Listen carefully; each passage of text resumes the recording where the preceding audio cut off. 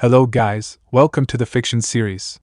Today we are gonna see, what if Naruto become Ben the Fox Sin of Greed and got Harem? Part 3.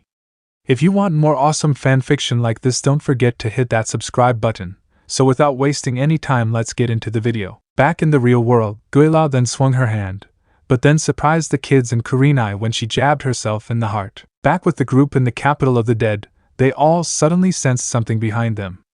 Elizabeth saw this reaction in Naruto and asked her, "What's wrong?" Naruto turned, along with everyone else, and began saying, "Elizabeth, I think you should get out of here." Once she turned and saw Guila, she finished with, "Because I've got a bad feeling about this." Diane asked, "Who's that?" Anko then said, "The better question is, where did she come from?" Guila then responded and said, with a flick of her hair, "I got here by dying." Hinata said, "She got here by dying?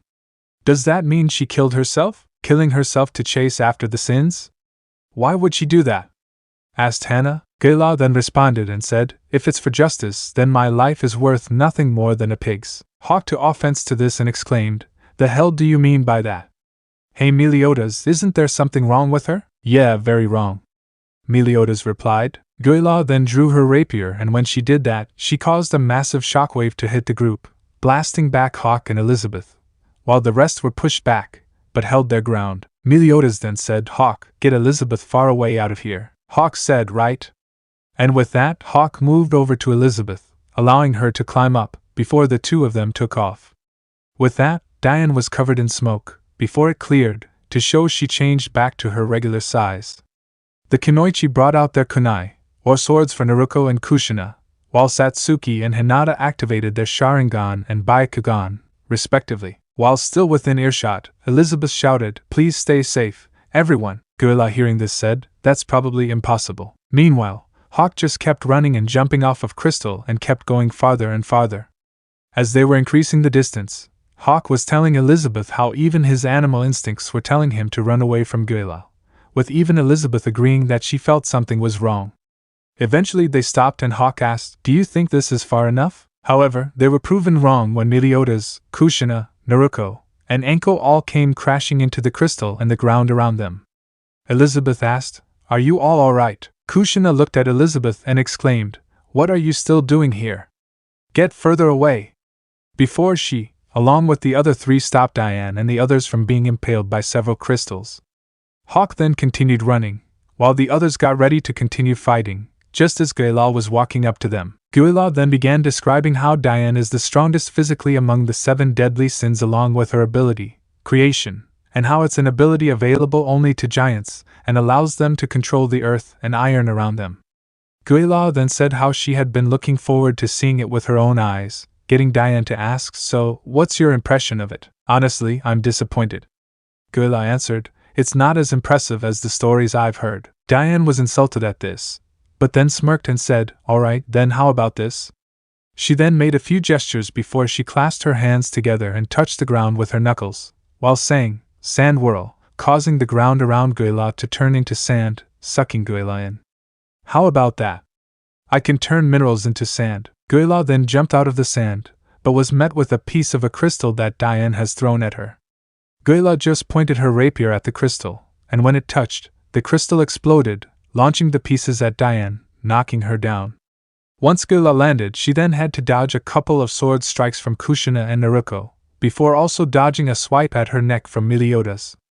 Guila then stopped moving and said, "While I may not know all of you and your abilities," she said to the Kunoichi, then she turned to Meliodas, "I do know you, but I wonder why you haven't used your sword yet?" Meliodas then said, "Well, why not come and find out?" With that, Guila ran and charged and then thrust her rapier at Meliodas, causing an explosion, but then Meliodas swung his sword, sending the explosion back at Guila.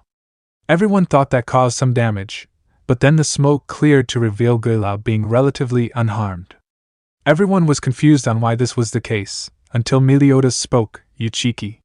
You knew what my ability was, so you purposefully held back to minimize the damage you received." Guila simply smiled while extending her left hand and raising her rapier up, ready to strike, and said, "Come on everyone, do your best to satisfy me." Meanwhile, back with Ban and King, we find the two in the same positions as last time, but Ban is almost completely solidified with only his neck and head still normal.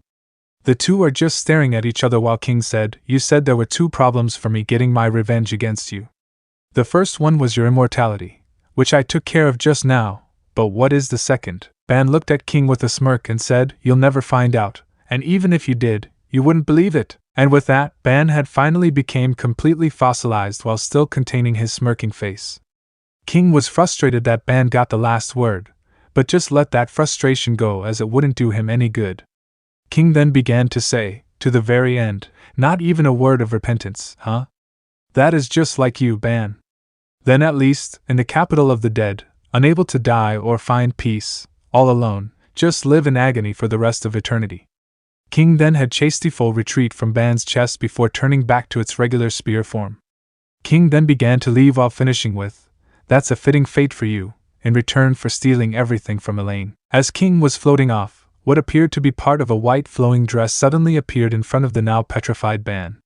King, sensing the new presence, turned around to see a group of small light gathered in front of Ban. "What is that?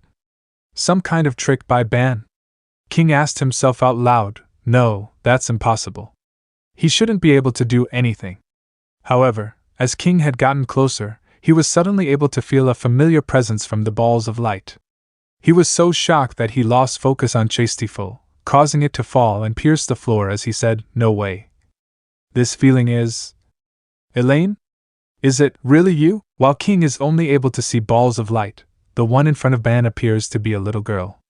She is wearing a white flowing dress with a large bow tied on the back of the dress. She has fair skin, shoulder length, blonde hair and gold eyes.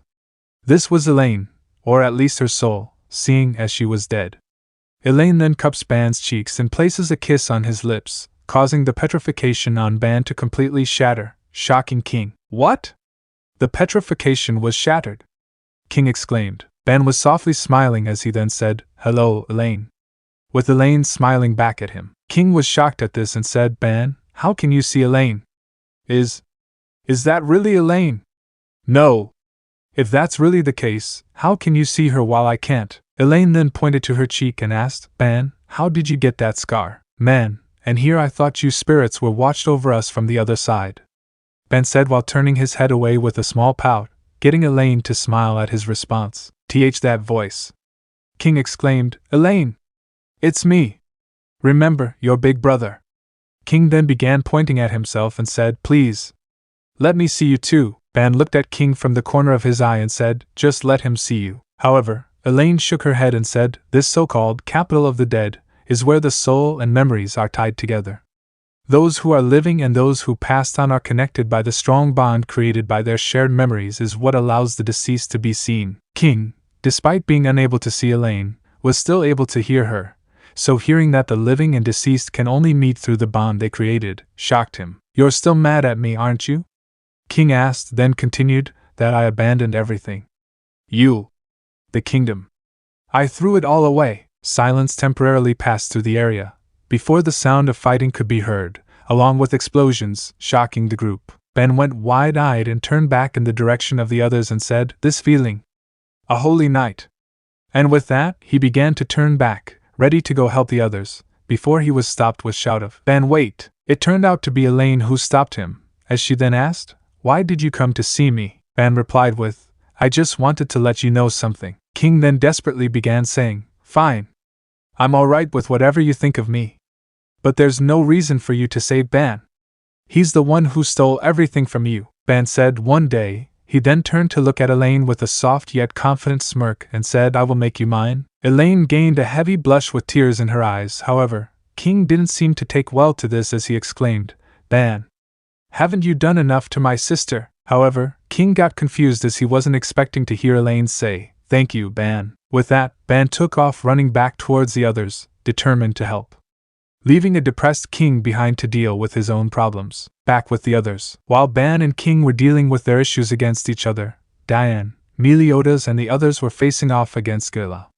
As they all charged, Diane poked the ground with her finger, before pointing up, creating two pillars of stone that launched Meliodas and Kushina at Guila. Once the two were close enough to Guila, they began slashing at her with their swords, or piece of a sword in Meliodas's case.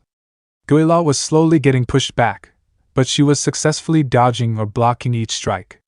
However, the two suddenly backflip, allowing Guila to see Diane before Diane attempts to crush Guila. Diane then sees a bright light, before a massive explosion happens, blowing her back into some crystals. The others quickly began to charge as well, but Guila wouldn't have any of that. Guila then pointed her rapier at them before with a ball of fire shot out at them with a shout of "Shot bomb." Upon seeing the attack, the group dodged, as it came into contact with the ground before exploding. As the smoke cleared, it showed everyone was covered in soot, burns, and scrapes from all the explosions, or the debris caused by the explosions, not shrapnel, just all the tiny rocks that would get sent flying. They all then looked to see Guila walking towards them still completely fine, with her rapier ready in her hand. Guila then said, "Please try harder. Attacks like that won't be able to stop my power." Guila then lifted her rapier into the air, preparing to launch another attack as she exclaimed, "Explosion!" But before she could launch her attack, she felt her rapier refusing to move and actually going against her. The group was confused until they heard a voice say, "My bad." They looked and began to smile as they saw Ban, or Naruto, depending on who's talking, standing a few feet away from Guila with his hand extended out like he's about to grab something, as he then said, "I think I just stopped it." Everyone was shocked to him appear so suddenly, but they were happy as they all shouted, "Ban Naruto/Oniai-chan." Guila could then be seen struggling as she was still in a weird position with her rapier slowly heading towards Ban, while slowly dragging Guila with it. Guila then exclaimed, "Fox's sin of greed, Ban! Take your hand off my rapier." All he did was give a wide smirk in return while saying, "That's no way to ask for something, Mississippi. Besides, I'm not touching anything." Ben returned back in a teasing tone. He then twitched one of the fingers on his extended hand, causing Guila's arm to extend as she fought to keep hold of her rapier. She could then be seen visibly struggling against an invisible force while holding her rapier and said, "I see. This is your power, Snatch." Guila then looked up at him as she continued speaking, "The details of your power aren't very well known to the kingdom, but I'll give you something more suitable for a little thief like you." After she said this, a small little orb of fire began slowly making its way to where Ban was standing. He was confused and said, "Huh?" Before suddenly, the little orb went off in a huge explosion, causing everyone to cover their eyes, including Guila, due to the power of the explosion. Everyone grew worried when the smoke cleared to reveal Ban on the ground with most of his jacket blown off, with only the right sleeve left, and several gashes and cuts littering his body. He coughed and groaned as steam could be seen coming off of the wounds, before Guila walked up to him and said, "I'd been told that you are immortal, but it looks like you can't even fight anymore." Guila then had to dodge as Meliodas and Naruto jumped over and began attacking Guila, or at least attempted to. Guila began dodging their attacks, before launching a smokescreen to blind the two. Guila then came from behind and caused another explosion, launching them into the air, where Diane was waiting to catch the two. "No matter how many times you try to bounce my attacks back with full counter," Guila began, "as long as I don't allow you to read the nature and timing of my attacks, it's not a problem." Ben had finally finished healing and was rolling his arm as he asked, "Hey Captain, you alive?" The others were amazed to see him standing back up as if nothing had happened. Guila on the other hand said, "Impressive. Your immortality lives up to the legends." "That's right, I'm proud of this immortality of mine," Ben replied. Guila simply kept her smile on her face and said, "Being immortal and being invincible are two very different things. No matter how many times you regenerate yourself, I'll turn you into mincemeat." Ban's eye twitched as he began cracking his knuckles and said, "I'm starting to really not like her." Meliodas turned towards him and asked, "Was she right, Mr. Ban?" Diane and Naruto both said, "Guys, this isn't the time to be messing around." Meanwhile, back with King. King was still on his hands and knees, after hearing the happiness in Elaine's voice when she was talking to Ban. He was even saying, "I don't understand. How can you forgive Ban? The man who stole everything from you?" The balls of light that were Elaine's spirit were silent for a second before replying, "After you threw away the country away, for 700 years. I lived the whole time fighting the loneliness all by myself." This shocked King, as he didn't know his sister had been suffering like that, but before he could say anything, she continued, "But those 700 years of solitude. He took them and buried them in just 7 days. Because Naruto found out that you're my brother, he provoked you and took your spear." King was shocked and confused, shocked that Ban had actively provoked him, and confused at the name. "What?" King trailed off as he looked up, only to finally be able to see his sister, Elaine. She then said, he's not the man you think he is. Elaine! How am I able to see you? And why did you call him Naruto instead of Ban? King asked, as he wanted to know why he could finally see her, and why she called Ban Naruto. If you can see me, it's because I want you to understand and help Naruto. For you see, Naruto is his real name, but he is currently denying his past as a ninja. So, he changed his name and stopped using his old abilities in favor of only using what he's learned from Britannia. Elaine explained before her eyes started watering and said, but his decision is causing him pain. I know it is. So please, Elaine then looked at King and said, with a face full of tears, help him. He was always at his best when he isn't being held back by pain or self-doubt. King was in shock at this. But before he could talk to Elaine some more, Elizabeth and Hawk appeared, with Elizabeth screaming in shock at falling off of Hawk due to him tripping. Hawk then said, I'm done. I can't run anymore. My body's at its limit.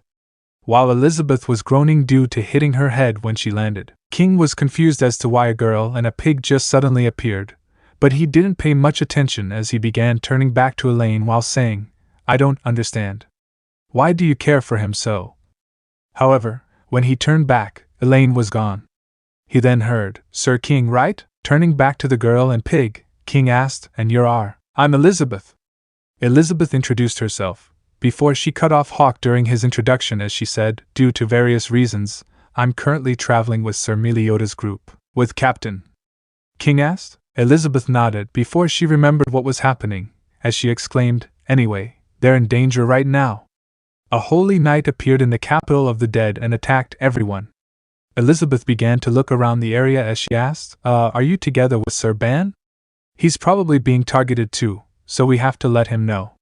Elizabeth completely missed how King clenched his fist and had a look of conflict on when she said Ban's name.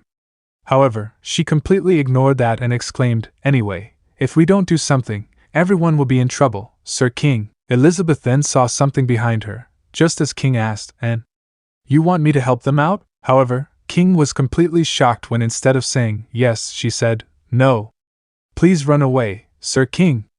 I will be borrowing this spear. This had shocked King as he looked at her attempting to pull Chastiful from the ground.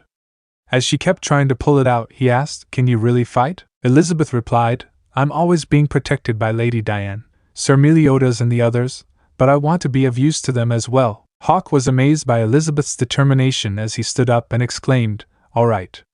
Hawk then bit down on the spear and grabbed it as well as he could with his 2 front feet as he then said, we'll take that smug smile off her face. Elizabeth agreed and said, that's right. Hawk then had the idea, we'll form the Hawk Knight of Legend together.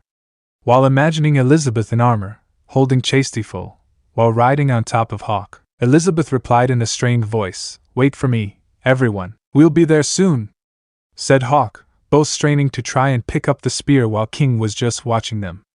Then suddenly, the spear finally came out of the ground, getting the two to celebrate a bit. That is until Elizabeth noticed that she and Hawk weren't touching the ground, causing her to get confused. Back with the others, everything seemed quiet except for a bright light, before a large explosion suddenly went off. Most of the group had their eyes closed, but when they didn't feel any pain, they all opened their eyes. Confused as to why they didn't feel anything, until they looked up, causing their eyes to widen at what they saw. Guila simply said, my. Even if that wasn't at full strength, to not have been blown away by my explosion after taking it head on. The toughness of the giant clan truly does deserve to be respected. The reason she was saying this? Diane had used her own body to protect everyone, causing her to be completely covered in burns and soot while smoke was still coming off of her back where the biggest burn was as the back of her clothes were also completely damaged. Though, the only unlucky one was Ban as he also took damage directly from the explosion. Hey, are you guys okay? Diane asked weakly, as she was really feeling the pain due to taking the brunt of the explosion. Naruto with a smile said, yeah, we're okay. Thanks, Diane. Ban was covered in blood, which was quickly disappearing, when he looked at Diane and asked, what happened? Diane just sheepishly said, I forgot. Though I knew you'd survive. Ben just sighed as he finished healing and groaned, it's fine, as he stood up, before he looked at her and said, just get some rest, you look like you need it. Diane just giggled while she smiled, I feel like I need it too. Diane trailed off as she went to sleep in order to recover some strength. Ben just looked at Meliodas and said, "Well, looks like it's just the two of us, huh, Captain?" Guila just shook her head and said, "These are the legendary knights?" With that, Meliodas and Ben launched themselves forward on either side of Guila, with her simply jumping back. Ben suddenly jumped towards Guila, ready to attack, but Guila stopped that as she swung her rapier, causing an explosion and getting Ben to stop. Meanwhile, Meliodas was coming up behind Guila, ready to strike, but she simply snapped her fingers, causing a small flash, and getting Meliodas to cover his eyes. This, however, gave Guila an opening, which she used to back kick Meliodas, which sent him flying, bouncing and skidding along the ground. Ben then tried to take a swipe at her with his arm, but Guila cut it off, which shocked him before she stabbed him through his throat with her rapier. Guila watched as he coughed up blood before asking, "Were the legends just fairy tales?" Suddenly, something stabbed through Ben's chest, alerting Guila, but she was too slow to dodge, causing her to get sent flying into a crystal while Ben was just shocked and said, "What the?" He looked to see that the spear currently piercing through his torso was actually Chastiful. But if it's here, then that means... His thoughts trailed off when he felt someone land on the spear handle. Turning his head, he saw it was King, who then said, "Yo, Ben. Or should I say Naruto?" At that, Naruto's eyes widened before they narrowed and he asked, "Why are you here and how did you learn my name?" King simply replied, "Can't you tell? I came to help. As for your name, Elaine told me." Simple as that. To help, huh? Cough. "And why would she tell you my name?" Naruto asked, while coughing out some blood mid-sentence. King tilted his head to speak to more of Naruto's face as he said, "I'm here for the captain, Diane, and for Elaine's feelings for you. As for why she told me your name, it's because she knows you're suffering, and she doesn't want you to suffer anymore." Naruto's eyes widened at that before he sighed and said, "I don't care if I'm suffering dash." She was crying. Naruto stopped as he heard that while King just continued, "She loves you so much that it hurts and her having to watch you suffer just makes it hurt even more." Naruto's eyes were shadowed as he asked, "So, what do you want me to do?" King answered, "I personally don't care about you." But it was at this point in time that an explosion occurred from the pile of rubble that once buried Guila, showing she was just fine. King then finished, "Elaine wants you to begin accepting your past, because she told me he's a better person when he's not being held back by pain or self-doubt." Naruto was in deep thought, but before he could do anything, Guila said, "Your betrayal was expected, but it's still too late. Grizzly's sin of sloth." "King, what you're saying is what's unexpected," King replied. "I had no intention of siding with you from the start. It just so happened that the kingdom's goal of defeating the 7 deadly sins coincided with my goal of defeating Ben at the moment." Meliodas and Naruto noticed King said Ben instead of his real name. While Meliodas thought this was so that they could use Naruto's real name and not get in trouble, Naruto realized King was putting him in a position where he has to start accepting his past, and while it slightly pissed him off, he understood it was necessary. King then continued, "But things have changed. So sorry, but can you relay that message to Gil Thunder, your boss?" Guila was silent for a second, before her face seemed to darken as she said, "That little boy. My boss." Guila then created several little shot bombs, as she said, "Please save the jokes for sleep talking. It's not funny at all."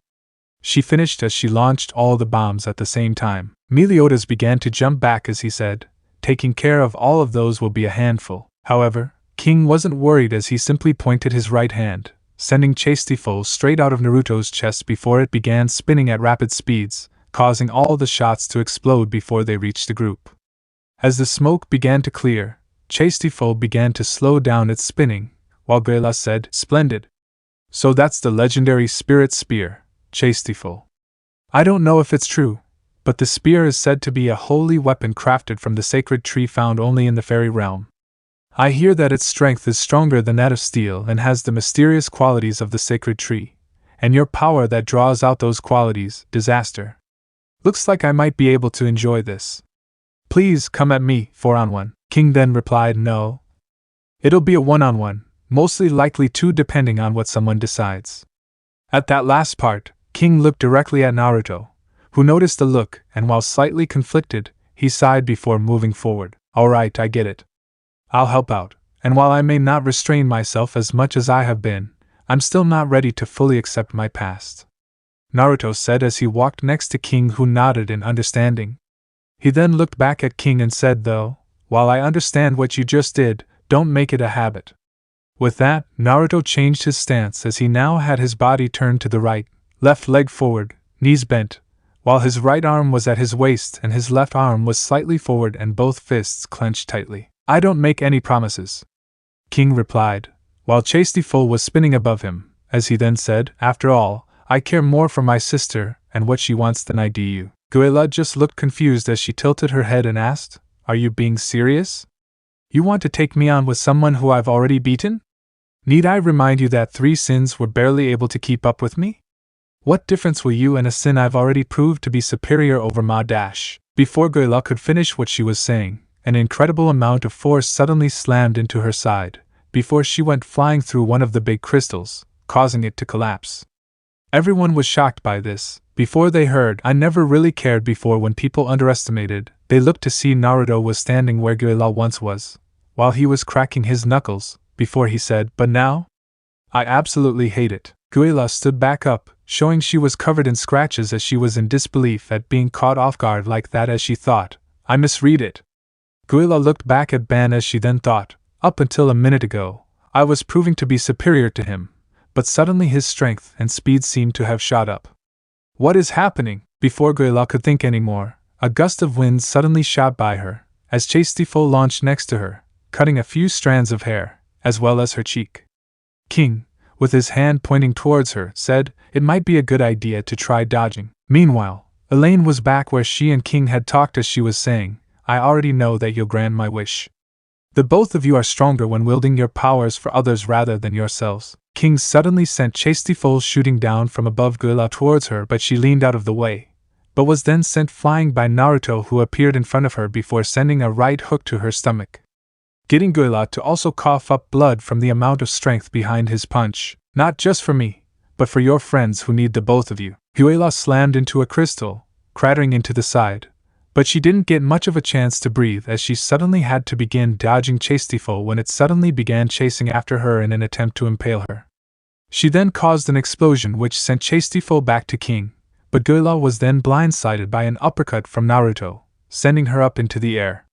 However, instead of crashing back into the crystal she was heading towards, Guila flipped in midair, correcting her path so that she simply landed on the crystal as she thought, this power, this speed. This man is on a completely different level from the others, and how did Ban suddenly get stronger than me? I know the both of you are kinder than anyone else. You both kept blaming yourselves for either my death or the destruction of the Fairy King's forest. Guila raised her rapier high into the air, preparing a large fireball with an exclamation of brilliant dictation. I know the both of you have immeasurable power. The fireball grew in size, getting everyone, including the now awake Diane, to worry. King didn't look worried and neither did Naruto as they simply watched what Guila was planning. In the past, the human kingdom was at peace with the forest of the fairies ruled by the Fairy King. Not only was it a sign of friendship, but it was also an agreement not to interfere with each other's kingdoms. Suddenly, the fireball Guila was charging began firing a storm of fireballs that caused powerful explosions upon impact. King calmly called Chastiful to his side, before saying, Spirit Spear, Chastiful, 5th configuration, increase. With that, Chastiful then suddenly began to spin at such a fast pace it created a little tornado of wind. Once the wind cleared, Chastiful revealed to have turned into what looked to be 100 small knives with rings at the end. But what was respected above all else, what repelled every invasion and struck fear into those who tried, was the power of the Lord of the Fairies. King then sent all the knives to intercept the fireballs, protecting the group and causing a massive smoke screen. This prevented Guila from seeing the knives gather behind her. King then waved his hand before clenching his fist, which sent all the knives straight at Guila, and they also destroyed the large crystal she was on. King, his true name, Fairy King Harlequin. As the smoke began to clear, everyone was beginning to relax and smile, thinking everything was over. All except for Naruto, who looked at the smoke with narrowed eyes while he was preparing something as his right fist seemed to lightly pulse with green energy. Naruto, I know the past hurts you, and I know you don't want to accept it, but that's part of growth. I know you're in pain, and the past scares you, but you are the strongest person I know. Suddenly, the smoke cleared, and everyone, except Naruto, went wide-eyed when they saw Guila was still standing, though she was heavily covered in burns, bleeding heavily, and was panting from exhaustion. You are not just some greedy person who steals absolutely everything of value, whether it's personal or monetary. Guila suddenly charged at King with her rapier in position to thrust the tip at King, where she also had a fireball prepared to go off as she shouted, "King! At this range, even if you defend yourselves with the spirit spear, you won't come out unscathed. You are not some heartless, cold man who doesn't care about what others think." Before Guila made to King, Naruto suddenly appeared in between Guila and King, with his fist reared back. Everyone was surprised to see him just suddenly there, but what caught their attention was his fist as it could be seen glowing green and pulsing. "You are the most selfless, heartful man I have ever met." Naruto looked right at Guila and said, "You will never hurt one of my friends or loved ones, ever again. You are the man who I fell in love with because you took my sadness from me." Naruto's fist began to glow brighter as tensed his arm. "You will never defeat me again." Everyone then began to feel the wind change as it all seemed to be heading towards Naruto's arm. The wind began to rapidly pick up, causing everyone to cover their faces, but they managed to watch as the wind wrapped around his arm, covering it in a maelstrom of power waiting to be unleashed. The only things that you take and keep are the feelings of sadness, loneliness, all of the negative feelings and emotions that your loved ones carry, so that they won't ever have to. Naruto launched his fist, meeting Guila's rapier head-on. "That is the true reason you chose your sin." Everyone thought Naruto was going to go off in an explosion, but they were surprised when the fireball went out instead. "You refuse to return those feelings of pain, loneliness, anger, hatred, because you want to make this world better than how it is." Naruto then gave a shout of Tatsumaki Ken. "That is why you chose the moniker, Fox's Sin of Greed. Then your true name always has been and always will be Naruto Uzumaki." Suddenly, the wind seemed to stop for a split second, before a tornado launched itself in Guila's direction, completely hiding her from view, before there was suddenly a huge blast of smoke and dust. When the tornado shot forward, the entire area went wild as it seemed the tornado was contorting the airspace in the area, causing the winds to blow wildly. Rocks crashed into each other, shards of crystals went flying everywhere. As the winds began to calm down, everyone slowly uncovered their faces and looked around, before they went wide-eyed.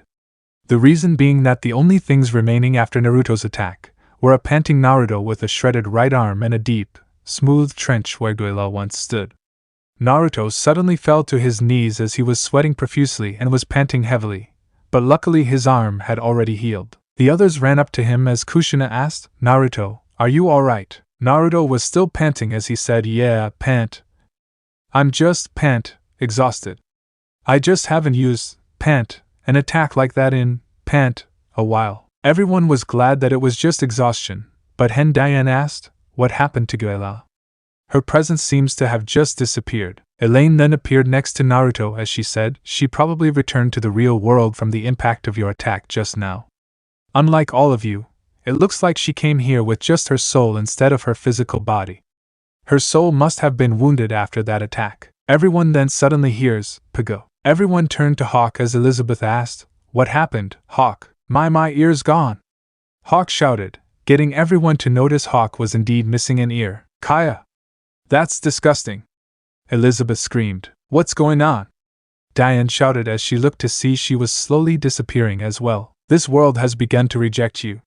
The living who do not belong in this world," said Elaine, before she turned to Naruto and said, "I'm glad I was able to see you again, Naruto." He gave her a calm smile and said, "I'll see you later, Elaine." King watched as Elaine gave Naruto a kiss, before he turned away. However, just before he fully disappeared, King heard Elaine say, "Thank you, brother, for protecting and bringing Naruto back." King went wide-eyed at that, as he quickly turned back while saying Yelai-. But before he could say any more, everyone found themselves back in the real world. "Looks like we're back," Hana said. Anko nodded her head saying, "Yeah," before she noticed an unconscious Kurenai on the ground covered in burns, getting Anko to run over as she exclaimed, "Kurenai!" Everyone turned before going wide-eyed to see Kurenai was heavily injured, before they all rushed over with Tenten said, "Kurenai, wake up!" Kurenai slowly began to open her eyes as Tenten then asked, "Are you alright?" "What happened?" "I'm fine, just a few burns from that holy night over there," Kurenai informed while weakly pointing in a direction. Everyone turned and were shocked to see Guila's body standing there with her hand jabbing where her heart is, getting everyone except Naruto, Meliodas, Diane, and King to exclaim, Holy Night Guila. Naruto then said, I see, she came to the capital by leaving herself half dead. King nodded his head in confirmation as he said, seems so, as not even a holy knight would want to die without some way to come back. Hawk then exclaimed, doesn't that mean she could wake up at any moment? Meliodas nodded and said, well, yeah, but we just have to make sure she can't follow us immediately after she wakes up. He then turned to Naruto and said, want to help me out, Ban? Naruto simply gave a wide smirk as he said, sure thing, Captain. A few minutes later, the group was ready to get back on the road, when Elizabeth remembered, wait. What about Ellen and her brother? Everyone went wide-eyed as they began looking around the area, while Naruto said, geez, where did they go? You don't think Guila? King asked, not wanting to finish the sentence for fear of being confirmed. Everyone stopped, however, when they heard, I'm glad, misters. Everyone turned as Naruto said, oh. There you are. The brother then said, you were able to see the person you wanted to see. The sister then finished, and shared you memories and feelings, right? That was when everyone noticed the two were glowing and slowly becoming transparent. As Hinata said, those bodies. Naruto began, are you? The brother then said, we'll rest in peace until we have to lead other people like you to the capital. The sister then said, your cooking was really delicious, mister. They both then said, thank you. Before disappearing, with Naruto having a small smile on his face and said, thanks to you too. Later on, the group had made some progress, and decided to set up camp in order to eat. Diane was in her human size and was sitting with Naruto, who was still only wearing the right sleeve of his now completely destroyed jacket. King was checking on Diane, making sure she was okay, with Diane saying she was fine. Naruto then placed a lot of salt on the fish King was going to eat and was waiting for the show. The Kunoichi were checking on Kurenai, who turned out to not be as injured as she thought, and simply had some burns, which weren't too bad, thankfully. The group was then laughing when King was chasing after Naruto while constantly spitting out pieces of fish as he had finally taken a bite out of the extremely salty fish. Naruto was simply smiling as he kept running, before he actually began running when King began to send Chastiful in its spear form after him. After everything calmed down, by the way, began King, what is Elizabeth's relationship to the captain? Meliodas joked around and said that they were lovers and loved touching each other, getting Elizabeth to freak out, but Meliodas then stopped as he said, she's a princess from the kingdom. She's looking for the 7 deadly sins so that we can save the kingdom from the holy knights. King was shocked as he exclaimed, Pri princess. Why didn't you tell me that earlier, Captain? I would have presented myself better. Naruto was confused, along with all the Kunoichi, as he asked Meliodas while drinking, the hell does he mean, presented myself better? Elizabeth was saying, please Sir King, you don't have to dash. She stopped as in a puff of smoke, King was replaced by a fat man with fat lips wearing regal clothing, getting Naruto to spit out his drink, while the Kunoichi who were eating or drinking did the same, as they were all shocked by the sudden change. Meliodas however simply said, whoa.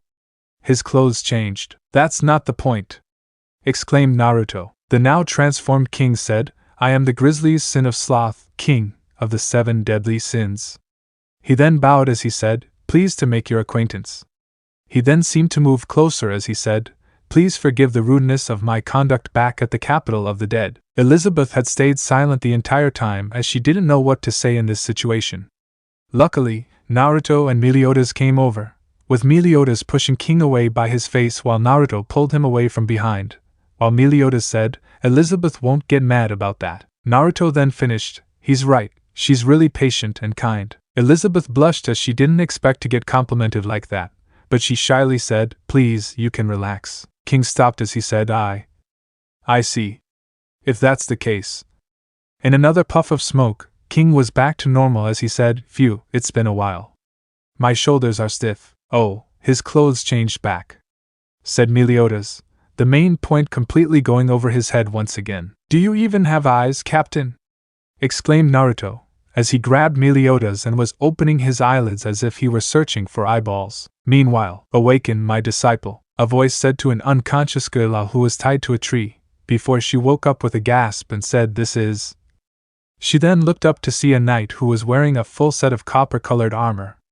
The knight was also wearing a purple, high-collared cloak and their helmet was unique as it seemed to sport horns and also sported a sky-blue crest. Lord Hellbram! Guila exclaimed when she looked up. You failed, Guila? Hellbram informed her, shocking Guila, before he continued, Perhaps it was too soon for you to face the 7 deadly sins. Guila was confused by his sudden silence. Is there something wrong? Your face. Currently, Guila's face was covered in makeup, giving her a pair of fake eyes, lipstick, blush, and then there were the words "Love me" with a heart written/drawn on her cheek, while on her other there were chibi images of Meliodas and Naruto both giving peace signs with cheeky grins. Guila immediately began wiping off the makeup as she said, "This is humiliating." Hellbram agreed as he said, "Yes, but it's not so bad." Back with the group. "Sir King, Sir Ban, you two really are powerful. You defeated an enemy who 3 people were struggling to fight," Elizabeth said to King, before she turned to Naruto and said, "And you seem to just suddenly get so much stronger, Sir Ban." King then looked at the 3 and said, "Speaking of which, I was going to ask you all about that. While it's true that holy knight was a formidable opponent, you should have been able to handle it if you were as strong as you used to be." King then focused on Naruto and said, "Even you, Naruto, should have been able to handle an opponent like her, even if you were restraining your original powers." Huh? Elizabeth, Hawk, and the Kunoichi were confused as Hawk then asked, What does that mean? You 3, King began, "What happened to your sacred treasures?" Diane brought her ponytails around her face and cutely said, "I lost mine," while sticking her tongue out slightly. "I sold mine," Meliodas said without a care in the world. When Naruto didn't answer, everyone turned to him, as he was drinking, before he said, "I gave mine to someone for a while." King, being shocked by their answers, unconsciously transformed back into the fat man form, while everyone was confused about one thing: who did Naruto give his sacred treasure to? Meanwhile, in an undisclosed location. At the same time, we find ourselves in a room full of potions, books, and strange items, all of which seem to be used for some type of magic, though the effect of the potions or items are all unknown. Over by a table, we find a cloaked person seemingly working on something, before there was a brief flash of bright light. Once the light was gone, we see that on the table was an ornate, gold-colored, 4-section staff where the ends were spikes instead of flat.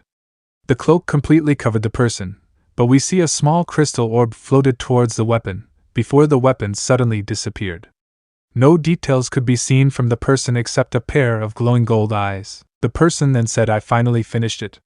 It took a while, but I finally managed to figure out the adjustments." The person looked out the window and said, "Let's see what you think of it the next I see you, Ban." Last time, "Sir King, Sir Ban, you two really are powerful. You defeated an enemy who 3 people were struggling to fight," Elizabeth said to King before she turned to Ban and said, "And you seem to just suddenly get so much stronger, Sir Ban." King then looked at the 3 and said, "Speaking of which, I was going to ask you all about that. While it's true that holy knight was a formidable opponent, you should have been able to handle it if you were as strong as you used to be." King then focused on Ban and said, "Even you, Ban, should have been able to handle an opponent like her, even if you were restraining your original powers." Huh? Elizabeth, Hawk, and the Kunoichi were confused as Hawk then asked, What does that mean? You 3, King began, "What happened to your sacred treasures?" Diane brought her ponytails around her face and cutely said, "I lost mine," while sticking her tongue out slightly. "I sold mine," Meliodas said without a care in the world. When Ban didn't answer, everyone turned to him, as he was drinking, before he said, "I gave mine to someone for a while." King, being shocked by their answers, unconsciously transformed back into the fat man form, while everyone was confused about one thing: who did Ban give his sacred treasure to? Meanwhile, in an undisclosed location. At the same time, we find ourselves in a room full of potions, books, and strange items, all of which seem to be used for some type of magic, though the effect of the potions or items are all unknown. Over by a table, we find a cloaked person seemingly working on something, before there was a brief flash of bright light. Once the light was gone, we see that on the table was an ornate, gold-colored, 4-section staff where the ends were spikes instead of flat. The cloak completely covered the person, but we see a small crystal orb floated towards the weapon before the weapon suddenly disappeared. No details could be seen from the person except a pair of glowing gold eyes. The person then said, "I finally finished it. It took a while, but I finally managed to figure out the adjustments."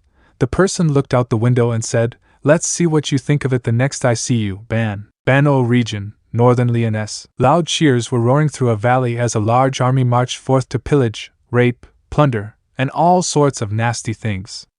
The leader of this group, so unknown to even kingdoms that he was unnamed, raised a bloodied helmet. "Listen up, people. We'll continue south, crush Britannia, and eat our fill," he called out, gaining more cheers from his barbaric army. Suddenly the heavens became illuminated as a bolt of lightning fell from the sky and crashed into the midst of the horde. As the electricity died down, the barbarians turned to see Gilthunder kneeling in a crater, his hand on his sword where he slowly drew it out. Behind him was a young man with blonde hair and a dull tan armor with a lance in his hands. "Who the hell are these two?" a barbarian demanded. "Looks like a couple of knights to me," the chieftain said, looking at them. "Not just ordinary knights, chieftain, they're holy knights," a barbarian cried out. The chieftain gave a dark grin. "And they are stupid enough to send only 2 of them?" he questioned as he looked at the knights. "This is funny. Let the bloodfest begin," he commanded. Gilthunder sighed as he listened to the cheering barbarians. "Well, the truth is, we don't care for fests after a certain incident, right, Gil?" the blonde asked his friend. Gil felt himself shudder as he sighed. "Oh, we hate them, and don't remind me of that, Hauser. I despise fests, and that incident always brings up bad memories," he stated to the now named Hauser. Raising his sword into the air, lightning sparked momentarily before it surged around, and the barbarians felt themselves being electrocuted by untold amounts of lightning. The blonde grinned. "You need to lighten up a little.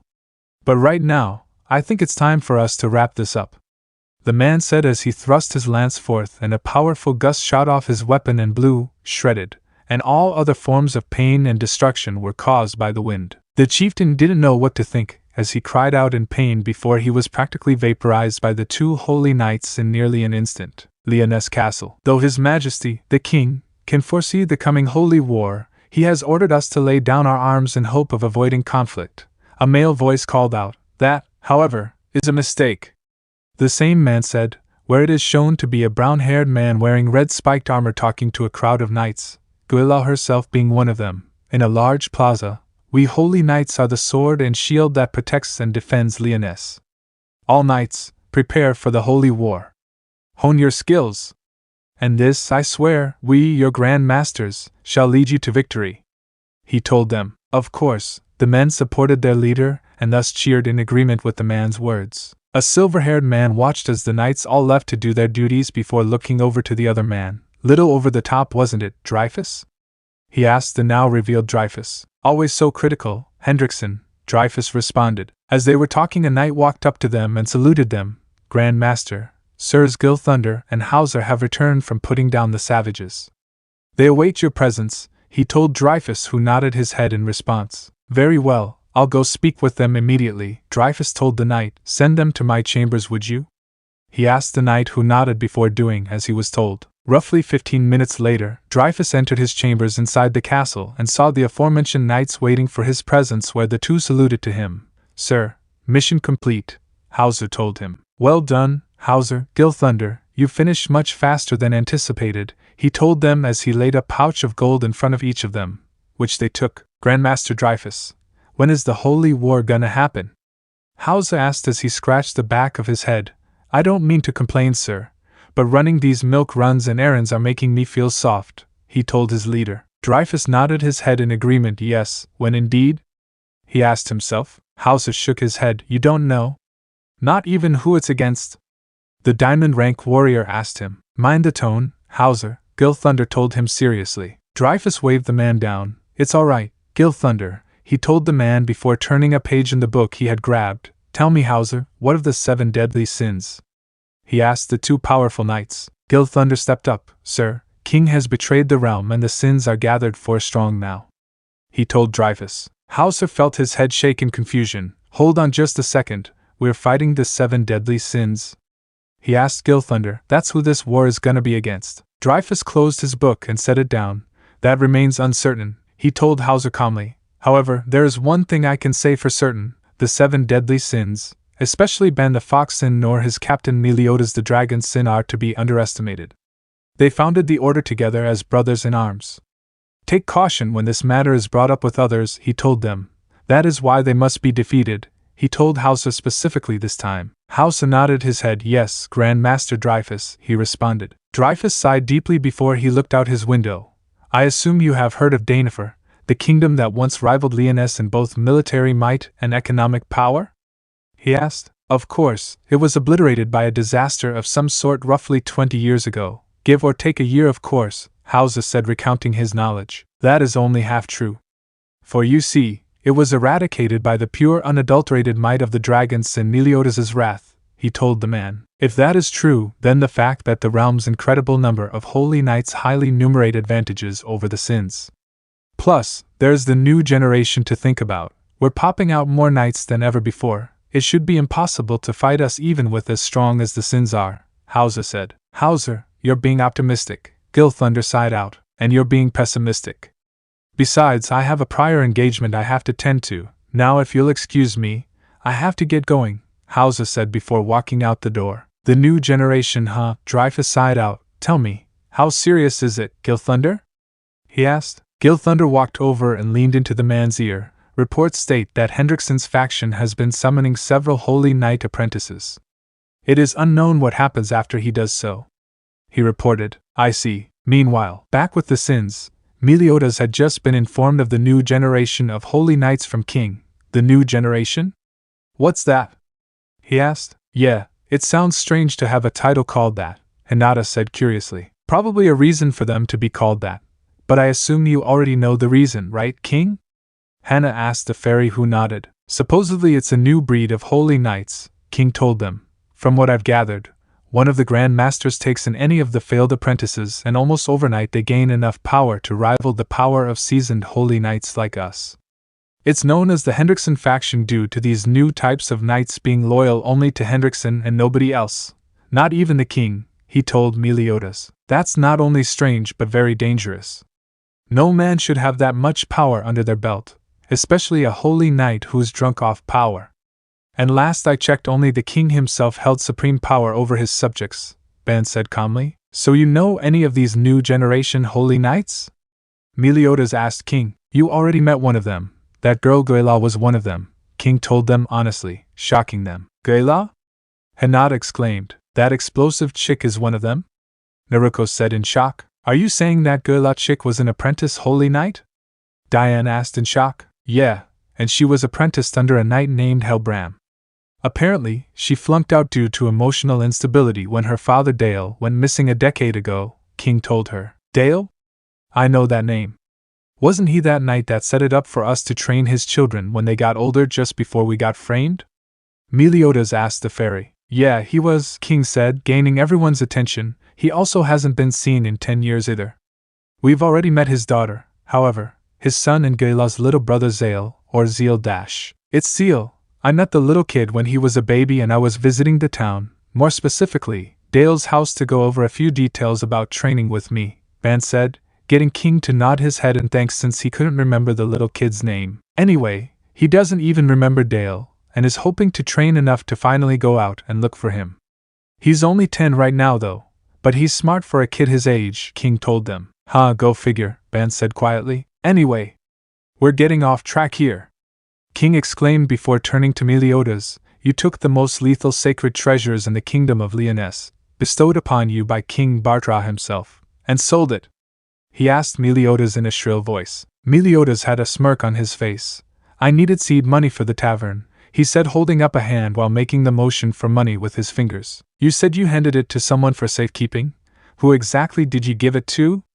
King demanded from the Fox Sin. None of your funking business, the Fox Sin snapped, while everyone snickered at his response. Diane had tears brimming in her eyes. Am I a bad girl?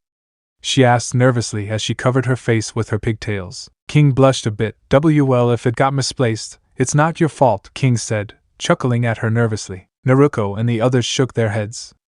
He was going easy on her cause he had a huge crush on her. Though, he probably wouldn't react very well if he found out about Diane and Ban being together. Kushina cleared her throat. I don't understand why you're getting upset, King. They did pretty well for being barehanded, she told the fairy. King looked at the redhead. Listen, lady, King told her. Lady? I'll let you know I am a member of the noble Uzumaki clan, Kushina huffed. Never stopped you from acting like one of the guys before, Ben said as he popped open a bottle of booze to drink. This earned him a look of betrayal from Kushina, as she gawked at him, but also snickered at some of the other girls who knew Kushina. Like you're one to talk, Ban, you're pretty bad when it comes to manners, Diane stated. I find his outlook on life to be cute, Hinata whispered out. Very well then, Lady Uzumaki, King said in an exasperated tone, ignoring the girls, showing he didn't care and gaining a tick mark from Kushina. Let's say that this lake represents all the magical power used by one of the sins, he said, motioning to the lake nearby them. How much water could you scoop out with just your hands? He asked, and he knew the answer, not much, as human hands were small. Our hands? Frisia asked him. King nodded. That's right. No matter how much magic power you have, you're still limited by them, he told the knight. But if you have a weapon, more specifically a sacred treasure, you can draw out almost unlimited amounts of magic power, he said as he raised up a good portion of the lake with a motion of his hand. Oh wow, it's like the power of the second Hokage, Anko said in awe. Incredible, such a vast amount of water, Elizabeth said in awe. Ben chuckled. Sacred treasures are awesome, he said, smiling. Hawk gasped. It all makes sense, he exclaimed before rounding on Meliodas. Why hell would you give yours up? He demanded as he shook the dragon sin around. In any case, we need to locate and retrieve your sacred treasures, King told his fellow sins. But where would we even begin, Sir King? Senate curiously asked the fairy. I only say that because knowing them, he said, pointing to Ban and his captain, they might not be serious about saving the realm from total anarchy. Well, to be fair, Ban began, gaining King's attention, it's not that I don't care about saving the realm from destruction, but so long as it doesn't affect me or the ones I care for, then I'm fine. Besides, I couldn't use my sacred treasure properly anyways due to it not being able to match me in terms of my output and power. After all, you already know that I'm plenty strong on my own without my sacred treasure. Ben demonstrated this by then looking at the lake and then lifting a finger to point up. What followed next scared the hell out of King, as he witnessed almost the entire lake lift out of its hole in the ground and into the air. Suddenly, they saw lightning bolts begin to bounce around at rapid speeds inside the giant sphere of water, making it almost look like a light bulb. King and the Kunoichi were all shocked, or in King's case, about to fucking pass out, as they knew Ben was stronger than normal, as they all remembered during the fight against Guila when he said something about restraining himself. But this was ridiculous, as Ben lowered the lake back into place, but not before completely soaking King for his disrespect towards his mother. Elizabeth walked up to the King of Fairies and asked, Excuse me, Sir King, but may I ask you something? She received a nod from the fairy as he wrung out his jacket. Before you joined us, were you working with somebody from inside the castle? More or less, was the response he gave to her as he was now pouring water out of his shoes. Well, do you know what happened to them? I'm worried about my father and my sisters terribly, she asked him. That's right, she mentioned she had siblings, Karina said to herself. I remember those too. One of them even asked me to marry her when she was younger. Kinda weird if you asked me, Ban sighed out before rubbing his chin. Or was that someone else? He asked himself. You had a little girl ask you to marry them? Anko snorted. It was a long time ago, and I highly doubt she was serious. All I know is the girl had lavender or blue hair? He asked himself once again, rubbing his chin in thought before he shook his head. But anyway. All I know is that some child asked me to marry them, he said, crossing his arms. She even had a bouquet in her hand that she presented to me. Ah, that sounds so sweet, Frisia cooed in adoration. Say that when a brat is doing it to you. I was weirded out by that situation. Ben shuddered as he tried to remember who it was, but to no avail. He really couldn't remember. Was he that uncaring for his surroundings 10 years ago? Who cared? King shook his head and ignored the immortal before he looked to Elizabeth. I'm afraid not, he told her. Sorry about that, he said apologetically. I see, the silver-haired beauty muttered. Later that night, King felt his eye twitch. Please tell me you're joking? He asked as he looked to his captain. Why am I in this room, and with him of all people? He asked, pointing to Ban, who was in bed relaxing, reed drunk off his ass, with a bottle of alcohol in his hand. 'Cause there's nowhere else to put you.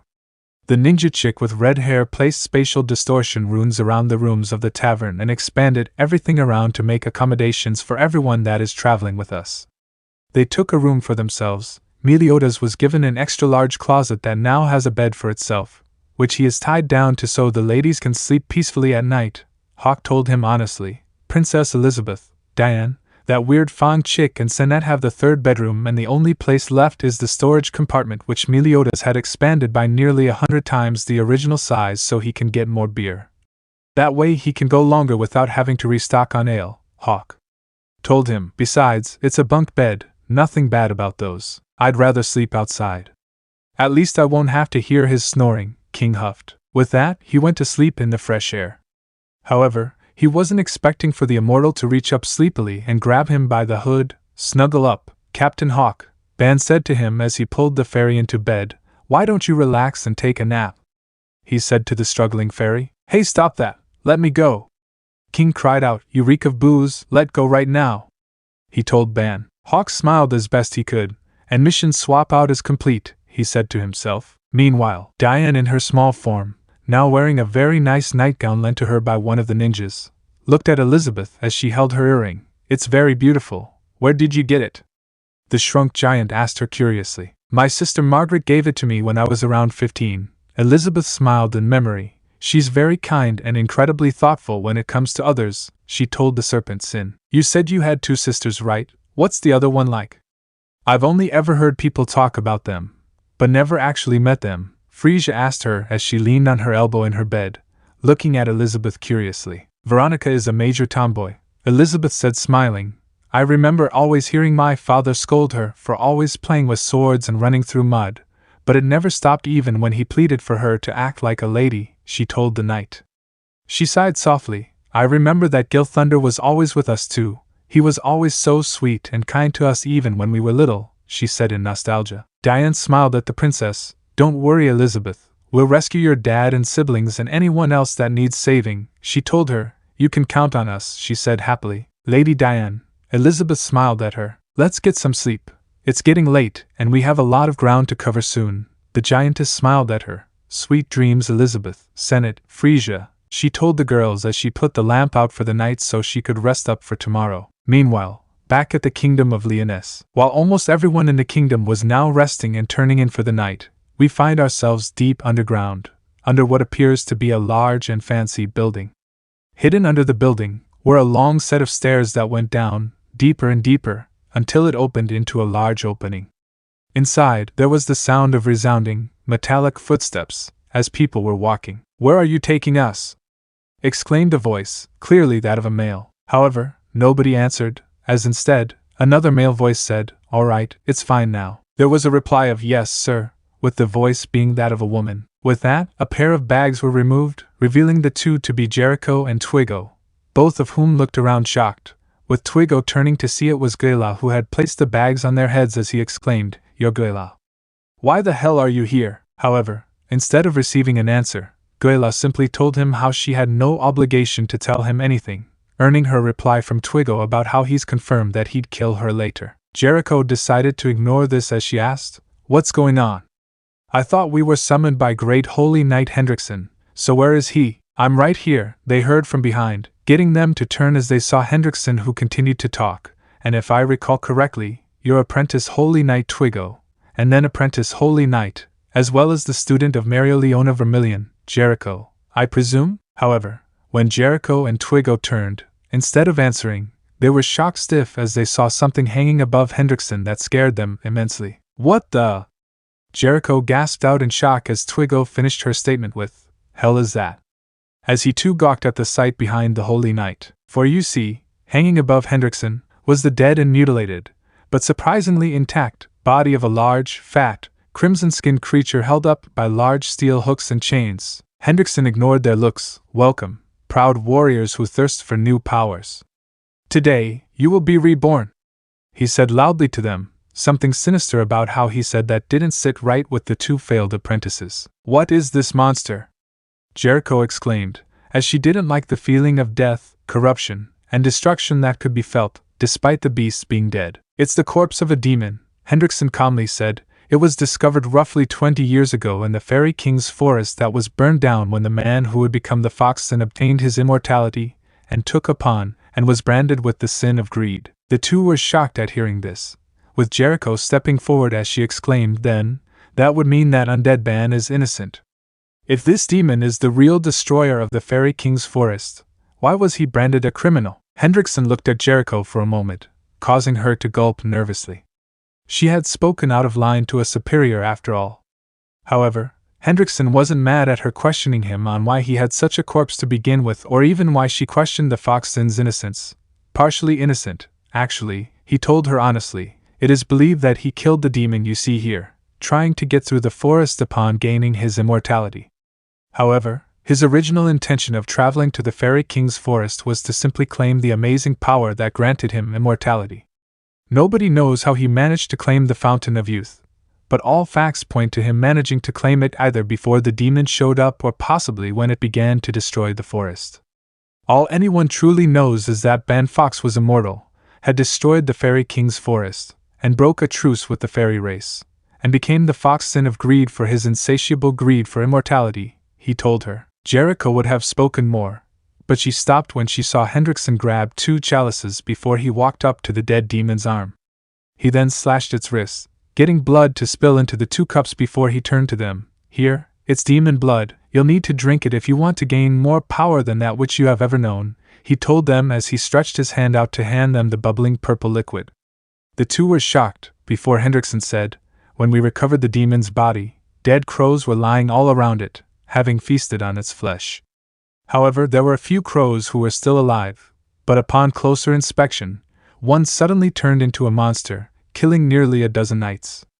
It seems that the flesh and blood of a demon contain the ability to transform living beings into creatures that can draw out immense powers unlike any other. But if we drink this, will we die or turn into monsters?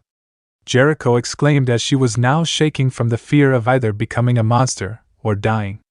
Neither of which she wanted to happen. Hendrickson was silent for a brief moment before he said, "If a human is compatible, then they will remain the same while their power is also greatly enhanced," he told them. "Guila is proof of that," he said, motioning to the explosion-using woman. This shocked the 2, with Twigo remembering his epic defeat at the hands of Meliodas, while Jericho, instead of thinking about the humiliation that Ban put her through, focused on the fact that he wasn't the bad guy she had believed him to be, while also remembering a memory from when she was a little girl asking something in crimson armor to marry her. Guila, seeing their silence, spoke up, "Either way, now that you know about this, we can't simply let you leave." Twigo instantly took his cup and drank it all in one go, but Jericho didn't grab hers, causing Hendrickson to gain a look of disappointment, before he nodded his head to Guila, who saw this, before she punched Jericho in the stomach, getting her to gasp, before Hendrickson forcefully had her drink the blood. Immediately, Twigo and Jericho screamed in pain,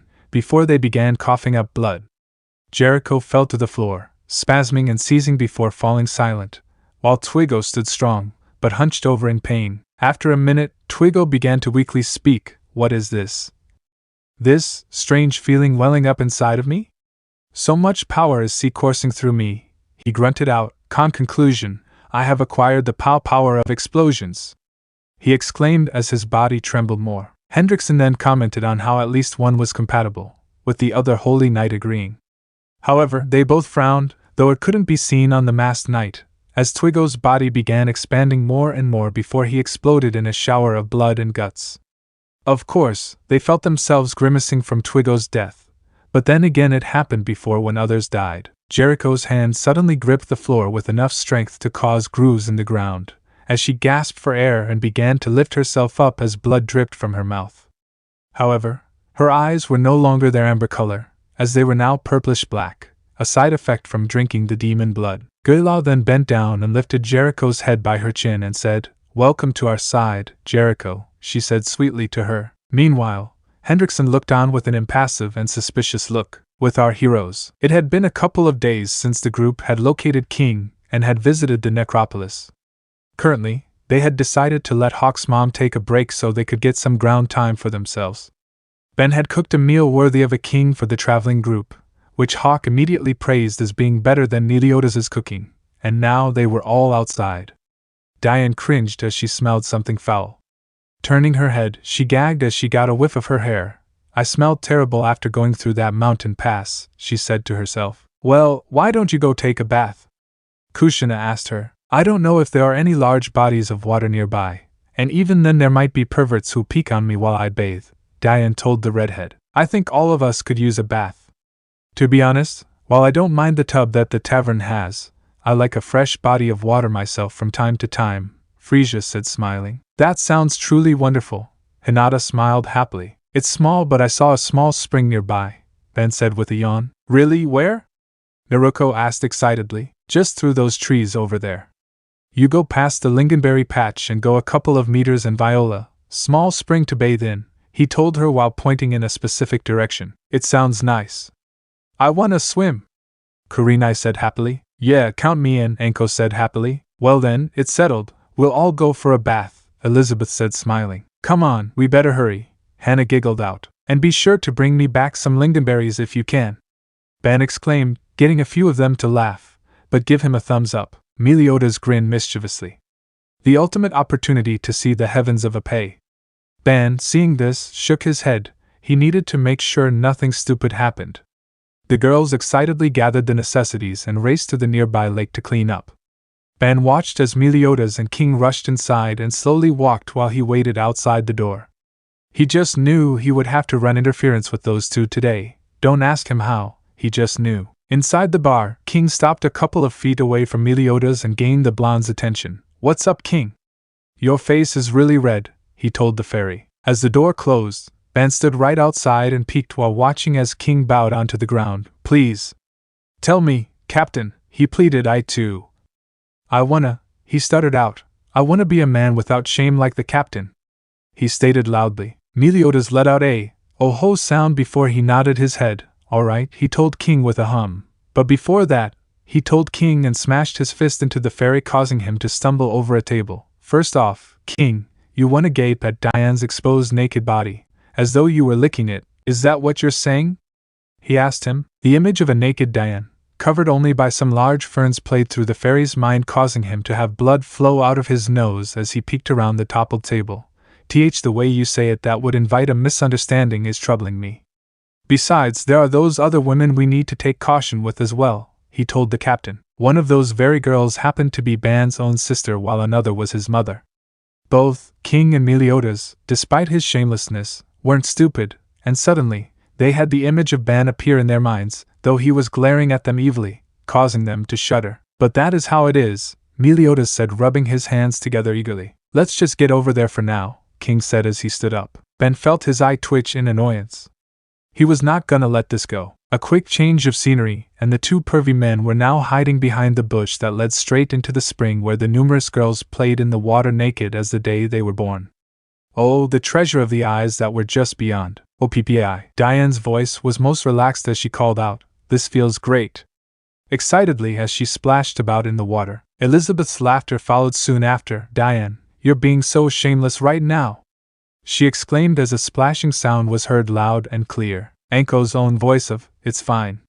Nobody's looking anyways besides us, let her have her fun," spoke out without a care in the world. Suddenly a splash of water hit Naruto, causing her to squeal loudly as she ran through the water. Now you've done it, Senate. Where she began to chase the beautiful blonde from Dalmari village. Try and catch me. Senate giggled happily. Man, you guys are so hyper. Try and cool it, would you? Frisia said, trying to relax like Diane currently was doing, with little success. Would all of you calm down? I thought we were supposed to be washing up, Hannah groaned out. I don't think that calming down is an option right now, Hannah-san, Hinata said to the Inuzuka heiress. Meliodas and King moved closer to the bush, unaware that they were being followed behind by a certain immortal. Crouching down, Meliodas grinned excitedly. It looks like a nude-colored world has grown on the other side of these bushes, he whispered happily. King felt himself gulp nervously. Nude co-colored. He exclaimed nervously, are we? He gulped once again. Are we going to peek on them from here? He asked his captain with a blush growing across his cheeks. Is that even fine? Are we even gonna be okay? Alright even? He asked nervously. Hey. Who says we're peeking? Meliodas asked the Fairy King seriously as he could with the circumstances before him. And considering what he was planning to do, that wasn't saying much for his defense. Listen, King, this situation of which the thought and the intention of peeking which allows you to hide your perversion will turn you into an actor, Meliodas told King. I see, the fairy said in thought. Meliodas grinned. That's right, which means we have to jump right in and show no fear of repercussions, he said happily. However, when Meliodas opened the bushes so he could jump towards the lake, he and King were suddenly stopped in their tracks as they were greeted with the sight of Ban standing in their way. He currently had an incredibly dark, oppressive, almost evil aura around his body as he glared at them with evil red eyes, which is saying something as his eyes are a natural red color that upon close inspection even had the word death in them. BB Ban, where did you come from? King asked him, who was extremely nervous by his sudden appearance. I overheard your little conversation and have been following you two since you started your little adventure from inside the tavern, Ben answered before looking to Meliodas. And I'm trying to figure out why you two think I would let you go through with this idiotic plan that would result in severe harm to the two of you, with the source being the very goal from which you are heading?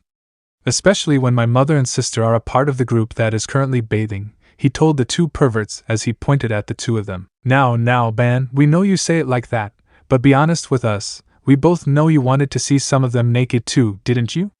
Meliodas asked with a cheeky grin on his face as he nudged him in the ribs suggestively. However, he didn't respond as Ban's evil aura suddenly grew immensely, and King was close to passing out from fear, while Meliodas now realized he might have overstepped. Meanwhile, the girls were all enjoying themselves in the water when they heard a shout of Tatsumaki Ken. Before a powerful gale flowed through the trees as two stars shined across the horizon with winks of light. What was that? Kushina asked as she washed Naruto's back. I don't know, but whatever it was seemed extremely close, Kurinai said, sinking into the water. Do you think it could be a pervert trying to peek on us?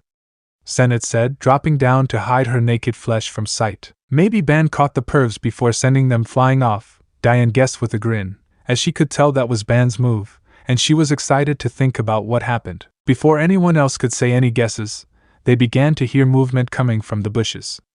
Kushina and Naruto prepared hand signs in case it was a perv so that they could perform a water jutsu to attack the person, while Kurinai prepped for a gain jutsu, and Anko prepped to summon some snakes meant for paralyzing a person. However, they were surprised to see that it was Ban, though he was walking backwards, and then stopped just as he reached the edge of the spring. He raised his hand and then said, Sorry for disturbing you, ladies.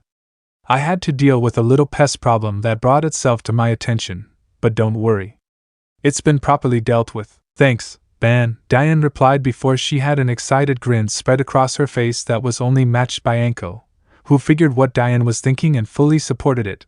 As a reward, how about you come and join us in and relax with a bath? They saw Ban shake his head just enough for them to see his decision, but not enough for him to peek from the corners of his eyes. I don't think so, Diane. You've always been the clingy type, and I can only imagine the type of mischief you'd cause if we were naked together. The same goes for you too, Anko. Don't think I can't feel the mischief rolling off you in waves. Plus, my mother and sister are here with you, and that wouldn't exactly be appropriate if I were to see them naked, he responded calmly. At his response, Diane and Anko moaned out in displeasure, since they would have loved to see him naked, or in Diane's case, seen him naked again, since she remembers the times when they traveled together, just the two of them, and how she would peek in on him when he would bathe, getting a good look at his naked body. Kushina and Naruto both blushed at the thought of Ban bathing with them, and both muttered, I wouldn't mind if he saw me naked. Both thought nobody could hear them. However, Hana, Hinata, Anko, and Tenten heard the mother-daughter duo. Hana blushed heavily at the thought, since she's still a virgin and had been saving herself for Ban, so the thought of the sexual, or was it visual, the taboo was hot to her. Hinata had thoughts that were so impure a priest couldn't have been able to save her from them. Anko, upon hearing this, began to grin pervertedly, while she silently giggled since she now had something to use to try and get her way with Ban.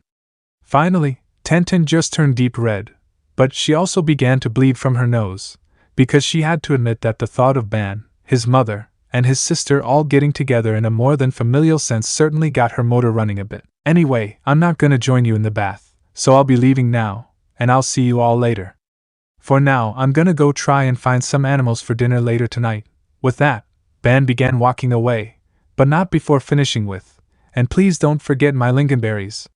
I plan to make a cake with those. As Ban was walking away, he suddenly heard Diane talk in a loud voice. Oh well, I guess we can continue to enjoy our alcohol while taking our baths. It was at this point that Ban would swear for years to come that he blacked out for a second, but the next time he came to was when he was in the air, before landing in a dark area that was incredibly soft.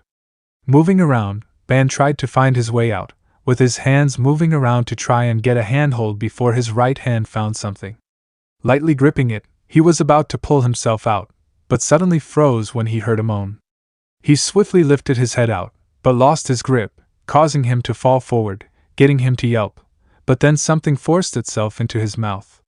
Why did it taste so sweet to him? Suddenly he heard, Oh Ban, I didn't know you were this forceful. He froze, as his eyes moved up, too afraid to move his body, before he found himself looking up into Diane's eyes, signifying she was back to her normal size.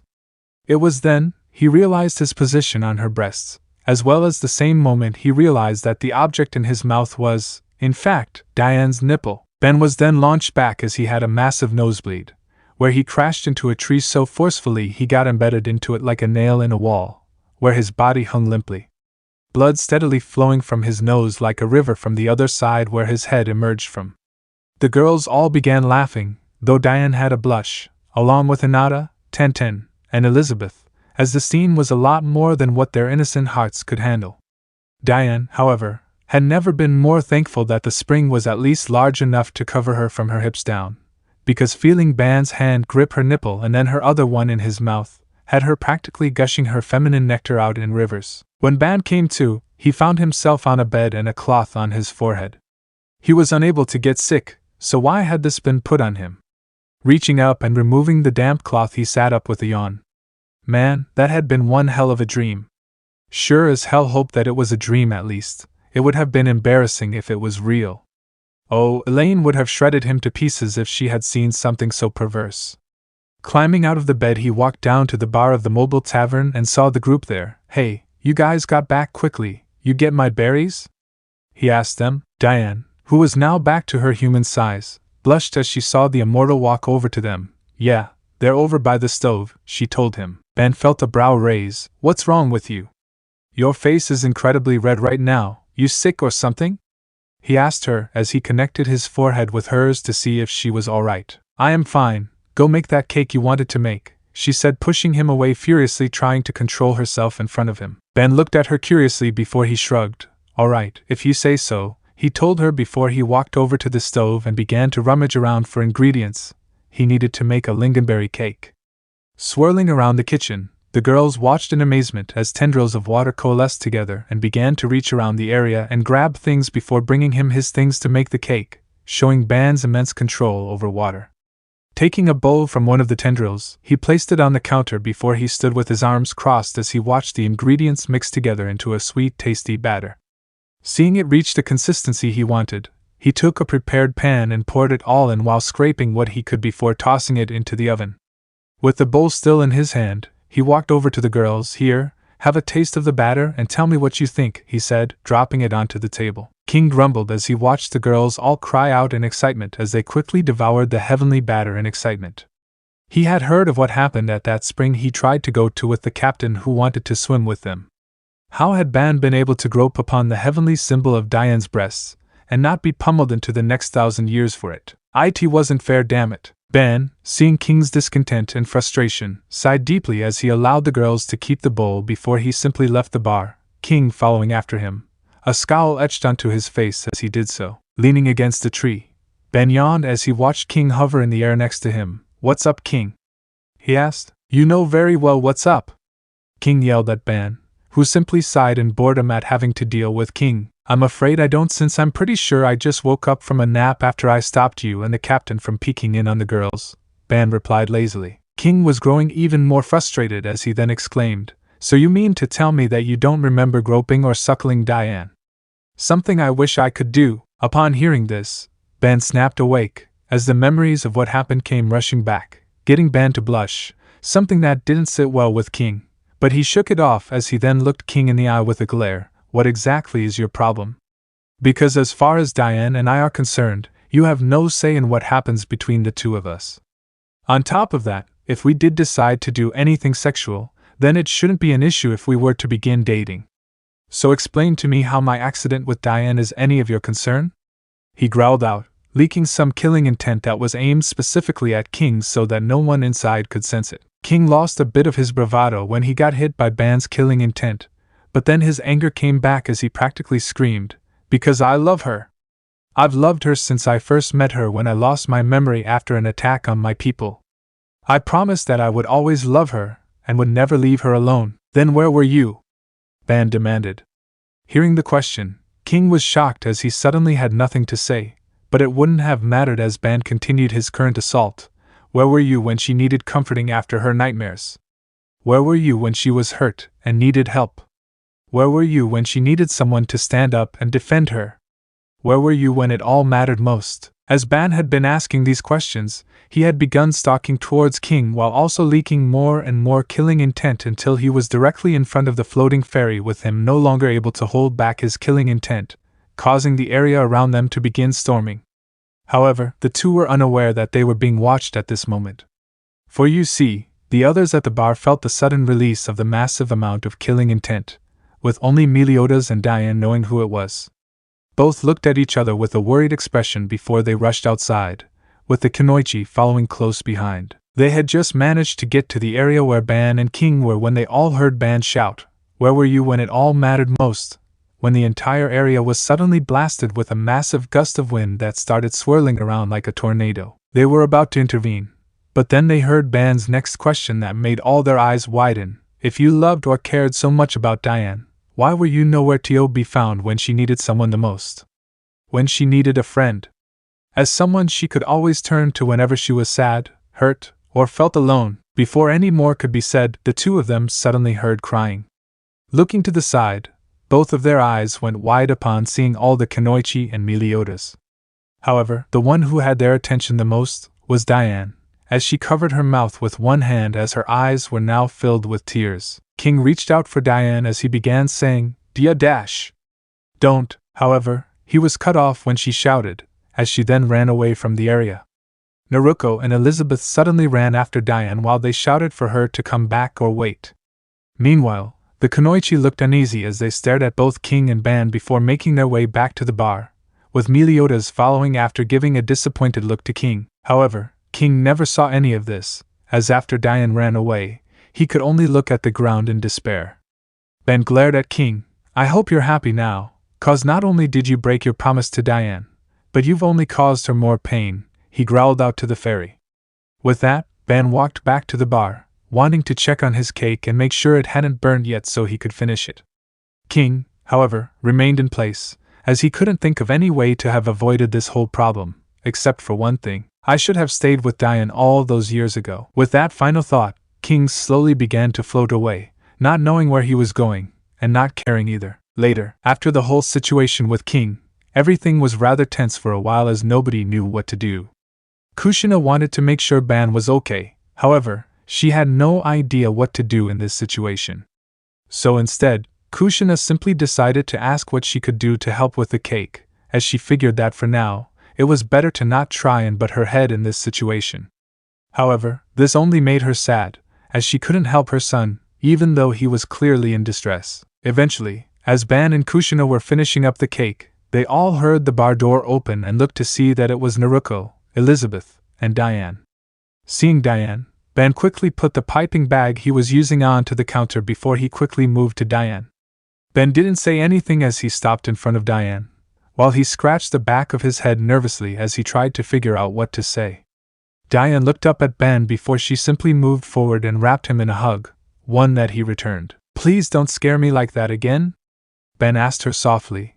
"I was really worried when you just ran off." Diane smiled softly as she heard the worry in his tone. "I'm sorry, but you know I can take care of myself." "It doesn't change the fact that I was worried about you," Ben replied, as he squeezed just a little tighter, really showing how worried he had been when she ran off, getting Diane to tear up from the joy that he cared so much about her. After a minute of the two holding each other, they separated with Diane wiping her eyes as she said, "All right, I promise not to make you worry too much." Ben smiled softly at her as he nodded his head before he then said, "Well, it's a good thing you guys got back when you did, cause we just finished the cake." The group all turned to the kitchen as they saw Kushina walk over with the now completed cake. They all looked at it in amazement as it was covered in a nice, white frosting with an ensemble of fruits all on the top of the cake.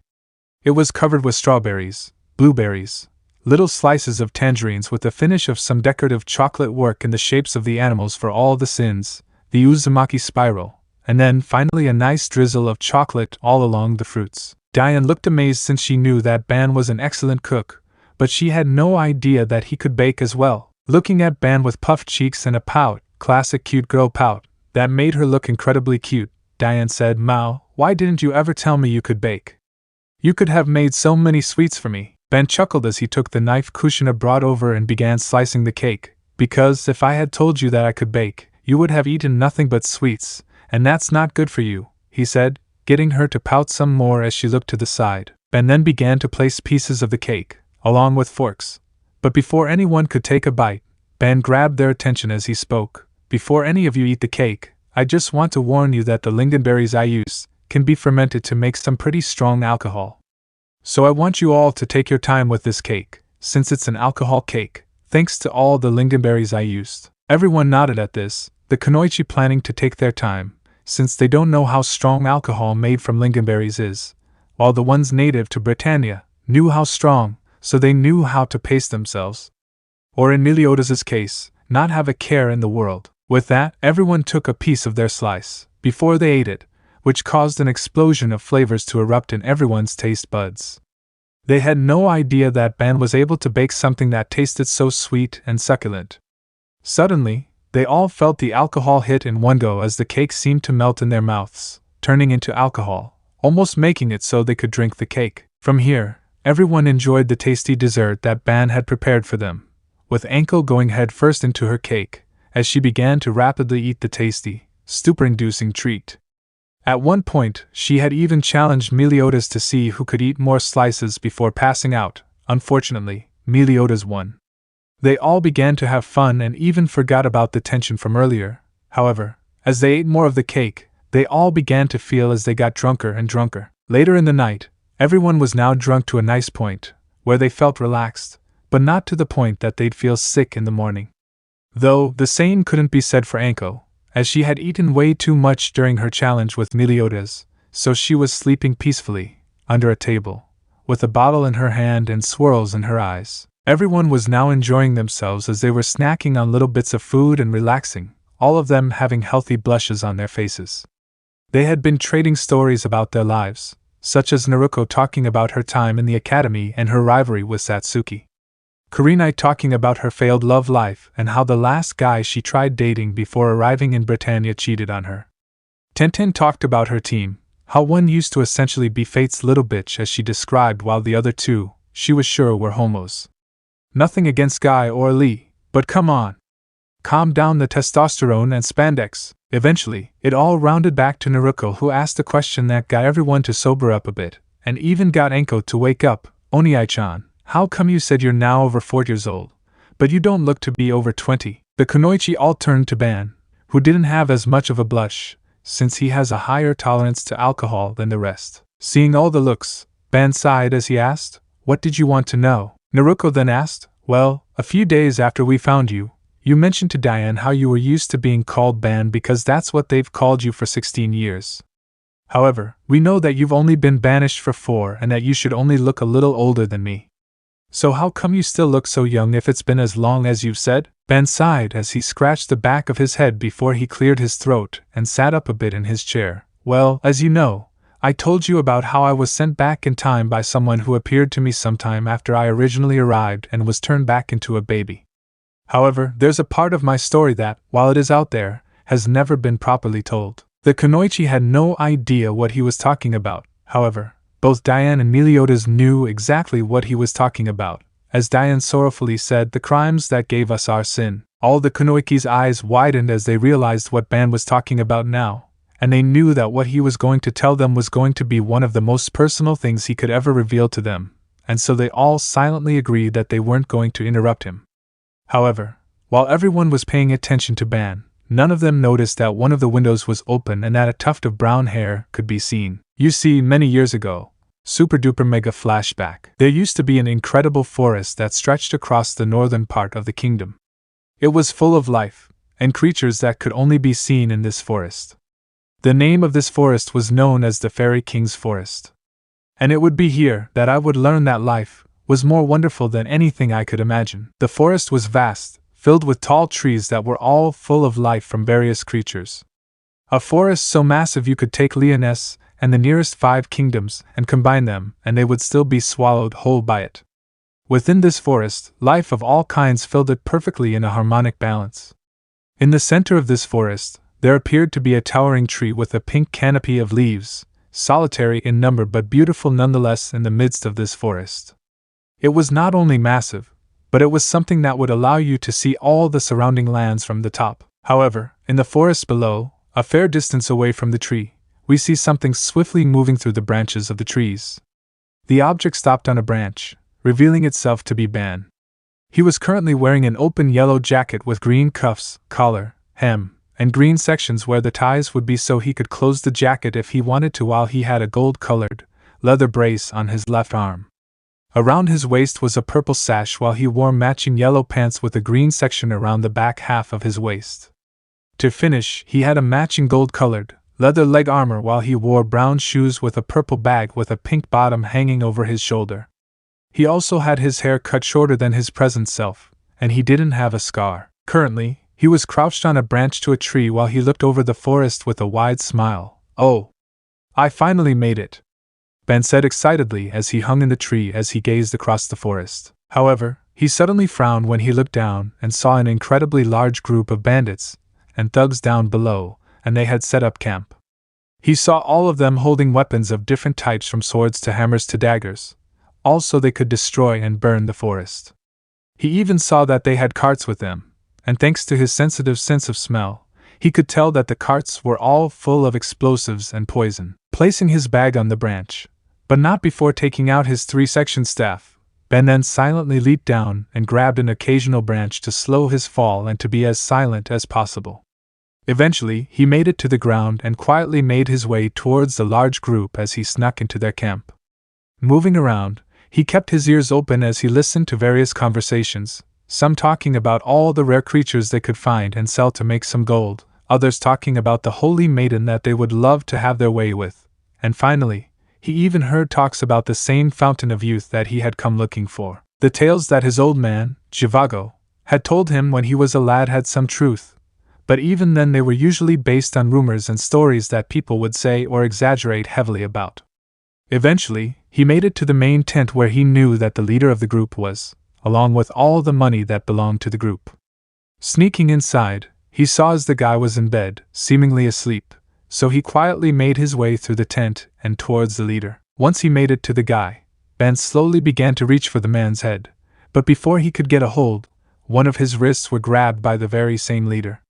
Seeing his target was awake, Ben decided to forego being silent, and quickly fought against the leader, managing to overpower him and cover his mouth. The man still tried to fight against Ben, but Ben proved stronger as he quickly overpowered the man and wrapped his free arm around the leader's throat. Then, without a second thought, Ben snapped his neck, killing the leader. Ben waited for a minute, making sure no one heard anything before he silently sighed in relief. With that done, he quickly went through all the containers, making sure he left nothing unturned as he grabbed anything that could be of value or importance. He grabbed bags of gold, jewels, weapons, and ornate objects before he started going through various papers to see what could be of use and what he could use later. Once he had grabbed everything, Ben sealed it all away and then grabbed his weapon, ready to start taking down the rest of the thugs. However, before he could do anything, he suddenly started to hear as the thugs outside began screaming in fear, agony, and pain. Rushing outside, Ben was greeted to the sight of a strange, dog-like creature that was mainly black with some light green parts around its body. He watched as it would run around the camp, attacking and eating various bandits, but there was still a lot left. Suddenly, Ben watched as a bandit was coming up behind the strange creature and swiftly moved before he attacked and used his staff to not only snatch the weapon from the bandit's hands but also used the snatched weapon to behead the bandit. The sudden noise alerted the other remaining few bandits and the creature as he swirled the halberd around. "All right then, who's next?" he asked in a long, drawn-out tone. "You bastard! You dare attack us? Do you know who we are?"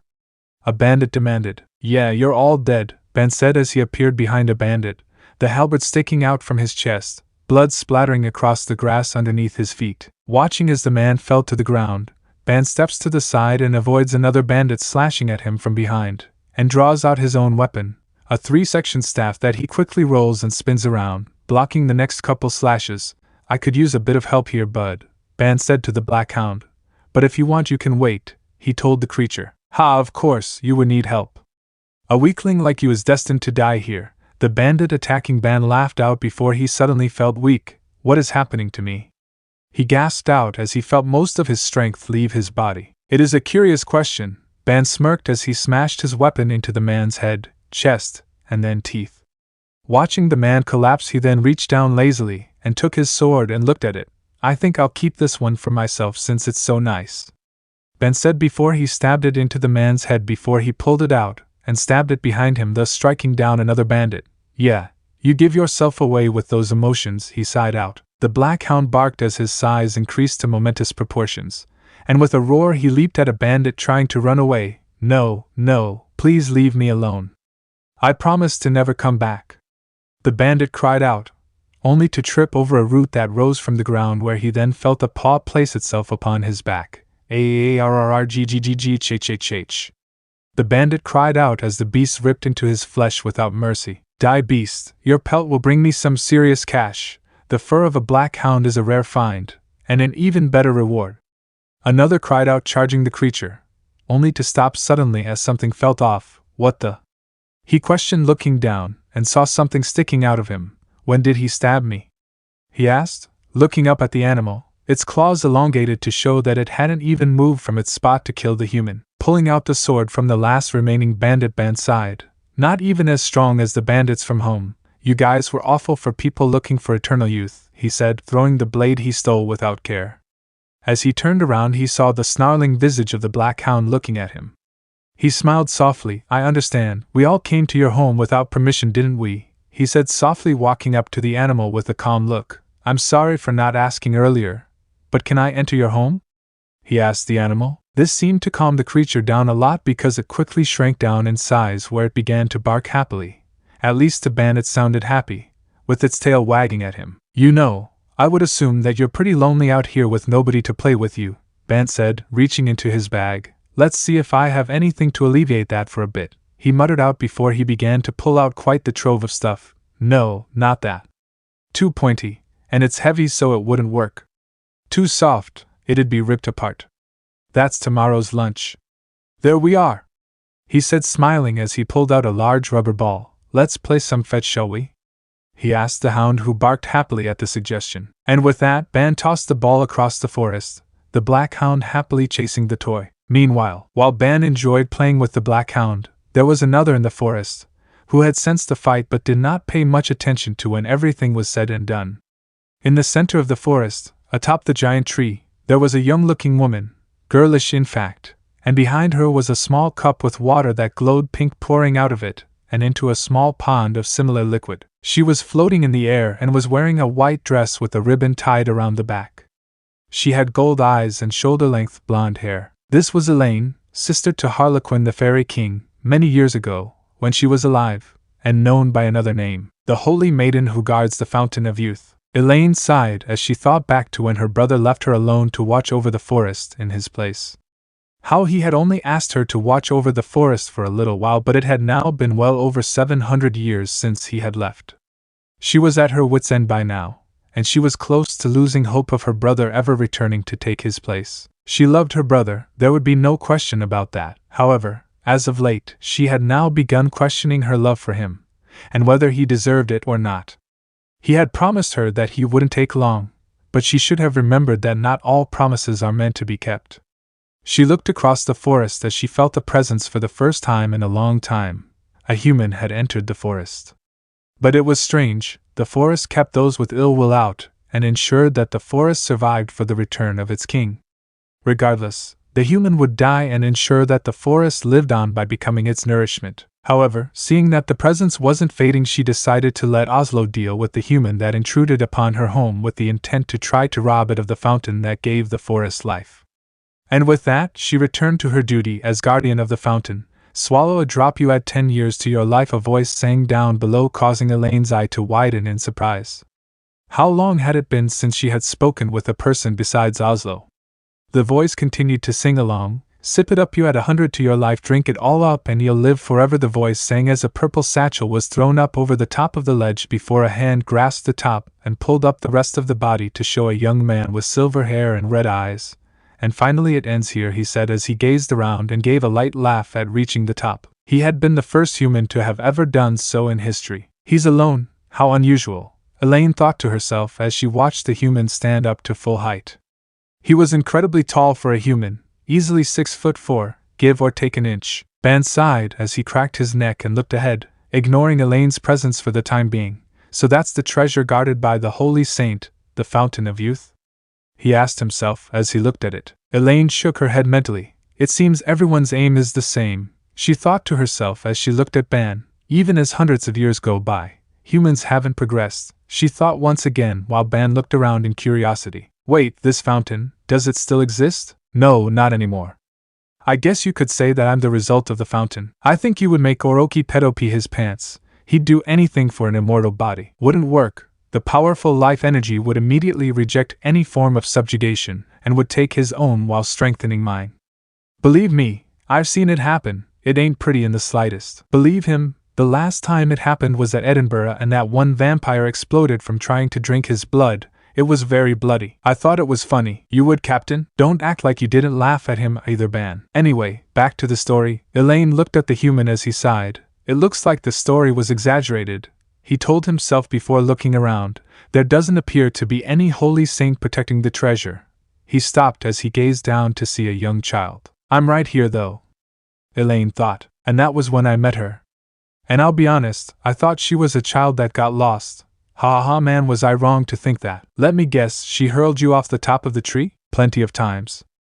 I think she was rather enjoying tossing me off that tree now that I think about it. Ben leaned down to look at her. Did you get lost, little girl?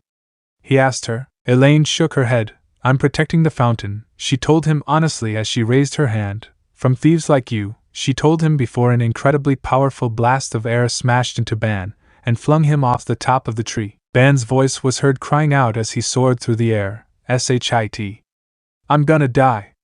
He shouted out as he began to fly away. Did you seriously shout that out as you were knocked off the tree? Yes, I did, Diane, and I would trade this immortality to be knocked off that tree by her if it meant just spending one more second with her. You cared for her, didn't you? More than I realized, and I would do anything to get her back. It's fine, even if you die, you'll become nourishment for the forest, she said to nobody. Take a sip and you'll add 100 years to your life, Ban's voice sang not a mere few seconds later, surprising Elaine. Drink it all up and you'll live forever, Ban sang as he continued to climb up the tree. Another blast of air and Ban was once again thrown off the tree. Why is he still alive? She asked herself as she calmed down from throwing a human, the same one at that, off the tree again. Though as expected, this would be, she didn't finish as she once again heard the telltale sound of singing from Ban as he once again made the climb. A sip adds 100 years to your life, Ban chanted out as he grasped a branch only to once again be blasted off the tree with a shout of surprise before he fell. Ben then decided to run up the side of the tree, still singing that song. Drink it all up, he grunted as he reached the peak once again, only to be thrown off by yet another blast of powerful wind. Once again going for the climb, he kept his chanting up. Live forever, he grunted out as he flipped over the top of the ledge. No longer singing, and more like babbling nonsense, Ben clawed up the side of the tree to reach the top of the tree where he was once again thrown off. The next time he moved in a more animalistic fashion, his babbling continuing as he ran up the side of the tree.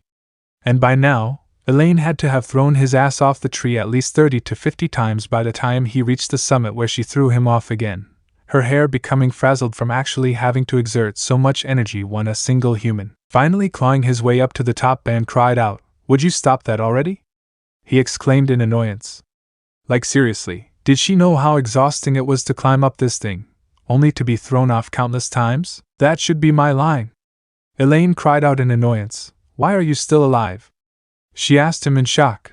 No human should be alright after falling from such heights, she said in surprise at him being alright even after she flung him away so many times. Ben huffed out a breath. Well, I was caught on one of the branches, then I landed in some of those trees, and after that, I somehow landed on a gigantic king trumpet mushroom, and then at one point I landed in a pond, he explained to her on the several different locations he had been saved at. You are one lucky son of a bitch. Persistent is more like it. How did you survive that many falls and still manage to climb that tree? Don't ask me. I only wanted to see if the fountain tasted like booze. Well, Oni-chan, did it? I'd rather not say. Elaine shook her head.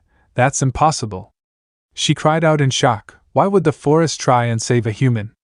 She asked herself, unsure of how this man was still breathing. Ban's laughter drew her out of her thoughts. Like hell I'd know, he told her as he stood up fully still. To think the one guarding this place would be you, Missy, he stated to her. I think I'll be getting serious now, he told her as he brought out his weapon, spinning around and moving in conjunction with it. A weapon imbued with magic, Elaine said as she watched the three-section staff glow a pink color as he stopped spinning and grasped it behind his neck with both hands. Kill and steal. You humans never change, she told Ban. With a cry, Ban threw the end of the staff around where a beam of energy lashed out and Elaine went to deflect the possible kill strike, only to gasp as the beam steered around her somehow where it grasped the fountain where Naruto tugged it back to his palm. Now holding it in his hand he brought it up to his nose. It doesn't smell like alcohol, he said, seemingly displeased by the smell. Elaine gasped when she saw the cup holding eternal life in the human's hand. Now wait, how? She swiftly turned around to see that the cup was indeed missing from its pedestal from where it had sat for centuries. Ben grinned broadly. Oh well. When I say here's to my health I mean it, he said excitedly. Here's to a long life, he said as he raised it to his lips. No! You can't! Stop it! Elaine cried out as large branches of wood snapped out and entangled Ban to the point he couldn't move. Quickly moving to take the fountain back, she replaced it where it belonged before she looked to Ban. What the hell is this? Ban cried out as he tried to move. Elaine quickly moved back to the human. I won't ask you humans to understand when you won't listen, but if you drink that, then this forest will wither and die. You should give up and leave, she told him. Okay, he told Elaine, causing her to nearly fall to the ground in shock. Okay? She asked him in shock by his almost immediate answer. You dare tell such a lie? She demanded from Ban. Nah, I'm serious, he said with a laugh. Foolish human, he doesn't know I can read his mind, she thought as her eyes began to glow a bit brighter as she began to read his mind. Ban's mind, however, was very different from what she imagined. Man, this sucks. The ale made from the forest's berries are incredible. It'd be a shame if I couldn't get to taste it anymore, he thought, quite upset by such a thing happening. I guess I need to just leave. After all, no point in staying here now that I know I can't drink the fountain, he thought to himself. Elaine felt something inside her stir. This human. He's serious, she thought to herself before she called the tendrils away and freed Ban. He's a strange human, she thought to herself, causing Ban to perk up as he looked at her. You just thought I was a strange human, didn't you? He asked her, causing her to gasp. How did you know that? Can you read minds? She asked him. Nope, not one bit.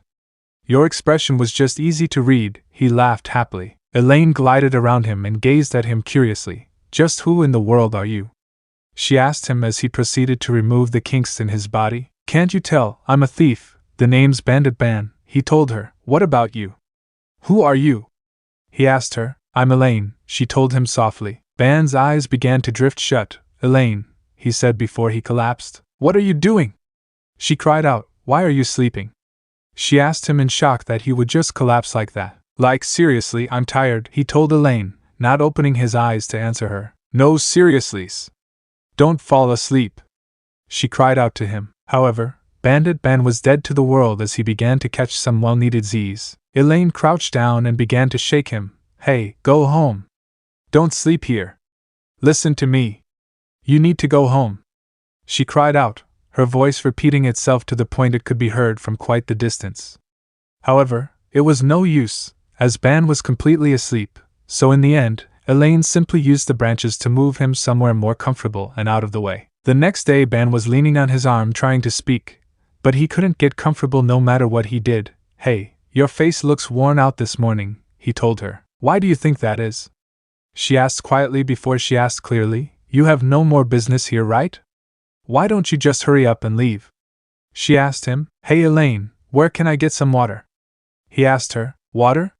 Elaine muttered in confusion before she floated over to a branch and plucked some leaves. Floating back to Ban, she handed him a leaf, getting Ban to sigh as he said, Hey, I said I was thirsty, and ho dash. However, he stopped talking and his eyes widened in shock, for as soon as he gripped the leaf, water seemed to almost explode from the leaf. Whoa! What is this? There's water coming from the leaf, Ben exclaimed in shock and surprise as he began letting the water pour into his mouth. This was so awesome. They didn't have these in Konoha, that's for sure. Elaine then watched as Ban went around plucking leaves as he would then stick them in his mouth and suck the water. Seeing him like this, Elaine couldn't help but giggle at how much of a child such a grown man could act. Hey, they must have been some special leaves, huh? Oh, shut up. I had never seen leaves hold so much water before, so of course, I was excited. Hee hee, you know, you're not making a good case for yourself, Oniai-chan. Don't start, Naruto. Or else I'll bring up some of your more embarrassing stories from when we grew up together. Please don't. I'm sorry, that's what I thought. Elaine watched as he stuffed a leaf in his mouth. The almocha leaf is a unique plant that has a feather-like texture and is known for its ability to store large amounts of water in them, she told the man as he continued to grab leaves and shower himself in the water. I wonder what happened, she said, causing Ban to stop gathering leaves and look at Elaine curiously while he had a leaf in his mouth, for the forest to let a human like you through, she elaborated softly. Until now this forest has never let anyone with malice through. An aging king who dreamt of ruling for all eternity, and sent an army to invade. A merchant who sought riches and attempted to trick and swindle it from me. There was also a savage tribe that tried burning the forest, and me to get the fountain. As she spoke, Ben decided to get comfortable on a branch while listening to her and watching the horizon, since he'd always enjoyed viewing places from high places. People actually tried doing all of that. I don't know, but I believed Elaine because she had no reason to lie about such things. I see you still held your love of looking over places from high spots. Of course, I was never gonna lose that. Turning around, Elaine looked at Ban. What about you? What's your purpose in coming for the Fountain of Youth? She asked him curiously. Ben took a deep breath and let it out loosely. Well, I figured if I lived long enough, something good would come out of this life of strife I've lived, he responded. But what if you gained eternal life, and nothing good happened regardless? She asked him, flashes of memories playing curiously out before her. And who is Naruto? She asked him, causing him to stiffen up in the shoulders. She had hit a sensitive subject as his voice changed. I'd rather leave that subject alone for now if you don't mind, Elaine, he told her stiffly. I'm sorry, I didn't know it was a hard topic for you, she said softly. Ben shook his head. It's fine, you didn't know, he told her curtly. To be honest, my life has been filled with nothing but bitterness and pain. My own father didn't even want me because I didn't look like him and gave me a hard time. I was banished from my home and things happened, and now I'm here, he sighed out, shrugging his shoulders nonchalantly at his past. What about you? Do you have any family? Mother, father, sister, brother, cousins? He asked her. Elaine nodded. I have a brother, he's the king of this forest, and he's been gone a long time now. In his place, I've been protecting this forest for roughly 700 years, she told him softly. 700 years? Ben exclaimed in shock. Is it that surprising? Elaine asked, not looking at Ben but instead looking out towards the forest. I would have gotten off my butt and pulled him back by the ear to do his job. Sheesh, it must have been so boring doing nothing for that long. He shouted in surprise at her. His reaction almost caused Elaine to faceplant, but she was floating, so instead, she just lost control of her flight for a second and turned back while slouching with disheveled hair. I was wondering what you would say, but that's what you took from all of that. Ben shrugged his shoulders. Well, what do you expect? I'm only human. I don't really understand fairy customs, but sheesh, your brother must be a mean one to leave you here bored like this, he told her. However, he didn't expect Elaine to start yelling at him. It was boring, alright. Boring. Boring. Boring. Boring. I had nothing to do for 700 years. And then you come along and change everything. She told him, causing him to nearly fall off his branch, his legs hooked across it so he hung upside down. Ben crossed his arms. I don't think I could have handled it, he said softly. And with that, he jumped off the branch and down the tree. Wait, you just left her there, after all that? Let me go on and you'll understand why I did that. Would you, Captain? I would, but your excuses are rather lackluster. You must want to die. Alright, alright. Enough of the pissing contest, let him finish his story. Elaine was surprised to see Ben leave. I would have liked to talk a little longer, she said sadly, as she watched the only human to honestly not want the fountain leave and enter the forest down below. Several hours passed, and the sun was beginning to set with Elaine sitting near the pool of the Fountain of Youth, completely bored, but also saddened by the sudden departure of Ben. While she had said that she wanted him to leave, it didn't mean that she wanted him to leave right away, cause she had liked talking with someone who could change her current point in life from its monotonous fixture to a more erratic, and yet fun setting. Tada! Suddenly a book appeared in front of her, surprising Elaine, and she saw what looked like a picture of a man holding a basket while it read, Aberdeen Ale along the outside. This is the label for the Aberdeen Ale that I like most. This sweet and sour smell of the wild berries at the bottom of this forest is seriously amazing. You won't get wasted no matter how much you drink. I had been thinking about bringing some up to celebrate claiming the fountain, but you changed my mind. That and when you threw me off at one point and the bottles went missing from my pack, Ban's voice told her with a small laugh before he turned a page in his book. Ban! Elaine exclaimed, getting Ben to stop and look at her curiously. What? She asked in confusion at him not only returning but bringing a book as well. Ben closed his book and smiled brightly to her. This is the treasure I dropped when you blew me off, he told her happily. My ale label collection. He boasted proudly. You collected drinking labels? Only of the ones that stood out to me. What are you, a beer connoisseur now, Oniai-chan? Oh really, do I need to spill the beans on you breaking into the old man's sake collection? No, you won't, and Naruto, we will be discussing your drinking habits later, young lady. I understand me, but what about him, mama? I'll have you know I'm mentally 50 years old. Chronologically, I'm 40 years old, and then biologically, I'm gonna be in my 20s for eternity. I should be able to drink without being scolded. You look good for a 50-year-old. To be honest, it's roughly 46, but thank you, Frisia. Now I'm gonna get back to my story. Elaine shook her head. Not that, she told him. Why did you come back here again? She asked him curiously. Well, I know that you're incredibly bored, and I don't have much on me, but I figured that I could at least show you one of the things that I treasure most to you of the Boredom clan. Ben then looked at his book sadly. Almost no one appreciates how amazing this book is. Elaine couldn't help but smile and giggle a bit at Ban's antics before she moved closer and asked then, will you show me more of it? This brought a wide grin to Ban's face as he quickly went to the beginning of the book and exclaimed, all right, now we're talking. Elaine looked at Ban with a smile and thought about how he's such a strange human. As the two continued talking, with Ban telling her about his various adventures outside the forest, the towns he's visited, and the mischief he's caused, Elaine found herself enjoying this time that they spent together. However, wanting to preserve some of the time they had together, Ban decided to try and have fun with the vines of the holy tree, Elaine waving her arms back and forth, blowing gusts of wind as he held on tightly while laughing as the vines swayed back and forth. Is doing this really fun? She asked him curiously as she released another burst of wind towards him, his vine following the blasts of air as she continued her movements. It's the best, he called out excitedly as he leapt off the vine, causing Elaine to stop her wind blasts and land before her, grinning happily at her.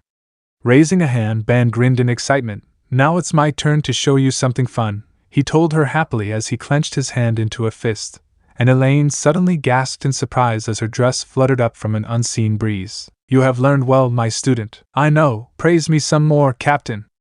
Ha! You stole her panties, you perv. You're as bad as Meliodas. Hawkshan, don't be mean to Ban-sama. Please, that was nothing. You never did that to me. I didn't want to be rude to a person I just met. And besides, we traveled together for 2 years before I stole anything from you. Oh yeah, like what? Remember, you weren't able to put your hair up for an entire month.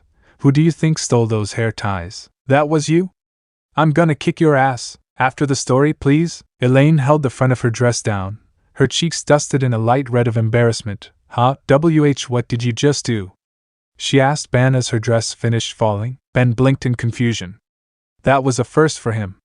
He looked at his hand curiously. Elaine, you're not wearing anything under there? He asked her as he flexed his fingers a bit. What do you mean by wear Ban? She asked him. Oh, never mind. It's nothing, Ban told her with a chuckle. No, you mean something, I wanna know, she called out. However, Ban simply ignored her, and the two continued playing for the rest of the day. She went commando? Oh yeah, I was just as surprised when I found out at that moment. Crash, dash. Well, looks like the captain's gonna be gone for a while. Why weren't you a perv like this when you were at home? Would you all have honestly let me be if I was? Fair point, Oniai-chan. Besides, not like it matters now, since my range for snatch is anything within eyesight. So I could be a mile away with a telescope and nobody would ever know it was me. That's gotta be a lie. You wanna test it, Anko? Maybe. Anko. Eventually, the human fairy duo were relaxing in the tree again, with Ban telling her more about his labels and the towns he got them from. However, it was beginning to get dark as the sun fell beyond the horizon. Ah man, now it's too dark to see. I wanted to tell you more about my labels too, Ban complained as he squinted at his book. Elaine sighed in sadness. I guess it's over, she whispered, upset by the events, as she believed that since Ban couldn't keep reading his book, then he would leave. She knew that there wasn't anything she could do to stop him from leaving. After all, he was a human and he lived in the human world. However, they both looked up in surprise when there was an increase in light, and both saw butterflies that shined so brightly, they lit up the night. Elaine! Ben exclaimed. Oh! Elaine squeaked, thinking he was asking her to tell him about the butterflies. These butterflies absorb sunlight so that when it gets dark, they can dash. However, Ben cut her off as he exclaimed, No, not that. This means we can keep talking now. Elaine was surprised to hear this, as she had thought he would leave, but she couldn't deny that the fact he wanted to stay had warmed up a small part of her. Ben was suddenly surprised when some of the butterflies began landing on him, getting Elaine to look surprised too, but eventually, they simply devolved into laughing and having fun. Ben nervously asked, You're not sick of it, are you? Elaine shook her head. No, not at all, she told him happily. Awesome, Ben smiled happily. I want to hear more of your stories, Ben. Elaine whispered happily. Ben grinned, and with that, the two continued talking late into the night, until all the butterflies were gone. So, you fairies don't need sleep? Ben asked as he lied down on the soft floor of the treetop. Elaine hadn't laid down and softly shook her head. It's not that we don't need sleep, but we don't sleep as much as humans do. After all, sleeping for a little while is a waste. However, Elaine wasn't prepared for Ben to gently grab her and then fall over, taking her with him. Shocked, Elaine squeaked out, Ben. Don't say such childish things, Ben mumbled sleepily, getting Elaine's attention. If you don't sleep properly, you won't grow up properly. Elaine was about to try and get herself out of Ben's arms. However, upon hearing his words, she suddenly saw a memory flash. Come on now, if you don't sleep properly, there's no way you'll grow up, Elaine heard a man say, as she watched an older man tuck in what looked to be a younger Ben. This must be Zhivago, Elaine thought, remembering Ben telling her a bit about Zhivago and how he was the one who helped take care of Ben as a kid. If his stories were true, he had seen the man as a true fatherly figure in his life, and one of the only men he had ever respected. Elaine smiled and thought that was it, and she would return to the present. But then she heard a woman saying, Come on, you need to get you sleep. Elaine was suddenly in a different location. Looking around, she noticed that it looked like an actual house. She turned and saw a young, almost teenage-looking Ben in a bed, but what surprised her was the woman sitting on the edge of the bed. She was beautiful, for a human, and she had long, crimson-red hair, and when the woman turned, Elaine saw where Ben got his eyes from, as the woman had amethyst-colored eyes. But Mom, I'm not tired, young Ben said, as he looked at his mother with half-lidded eyes. The woman smiled and said, I know, but you need your sleep. After all, you want to grow up big and strong so you can protect your sister and me, right? Ben nodded his head and said, Okay, I'll go to sleep. Good night, Mom. Good night, honey, the woman replied as she gently ran her hand through Ben's hair and kissed his forehead before she left. With that, the scene ended and Elaine was back in the present. Now sleeping soundly with Ben's arm wrapped around her, her head laying on his other arm as he cuddled against her unconsciously. The next morning Elaine woke up with a stretch and looked behind her to see if Ben was still asleep. However, much to her shock, he wasn't there. Had he woke up and left without saying goodbye to her? However, when she looked around a bit more, she noticed that he had left his label collection book, so if he had left, she was sure he would have taken it with him. If that was so, then where was he? On the floor of the forest, Ben was walking around looking for food, but to no avail. Hearing the woods around him rustle, the human turns and sees a large mushroom burst through the foliage crying out with a loud meep, causing him to startle. Whoa, a walking mushroom! Ben cried out in shock and watched as it turns around and bounces away at an incredible speed. Hey, wait a second. This is so cool! He called out. Giving chase, Ben proceeded to move between the trees as the mushroom bounded away from him, until finally he leapt at it. I've got you, and he didn't finish as the mushroom came to a screeching halt where the human cried out in shock before he crashed headfirst into the ground. Recovering almost instantly, the human rounded on the mushroom, his face a comical mask of rage. Hey, why'd you stop that fast, you jerk? Meep. The mushroom cried out to him. I don't speak meep. Ben cried out. Meep, a small whimper sounded out, causing all signs of rage to vanish as Ben turned around to look up into the tree and see a very small mushroom clinging to a tree limb with no way down without hurting itself. What, that little mushroom can't get down? He asked it as the shroom nodded positively. And you tried to come to its rescue? He asked again and received more nods from the sentient plant. The little plant was trembling in fear by now, hoping something would come help it out. Ben looked at it and sighed. You're the brother, aren't you? He asked. Meep, meep. It called out rapidly. You know. Ben said, pulling out his weapon, where with a quick flick of his wrist, the shroom vanished from the limb. You shouldn't be asking a guy like me to do stuff like this, he told the shocked mushroom, where it cried out in horror of its vanishing sibling. Meep, it whimpered out. Especially when it deals with your siblings, he told it as he opened his hand to reveal the once trapped tiny mushroom. Make sure you protect him on your own next time, he told it as he let it bounce out of his hand to its sibling. Some quick chatter from the larger shroom had him shaking his head. What? Is something else wrong? He asked it, where it pointed out a hole in the tree. The hole in this tree here?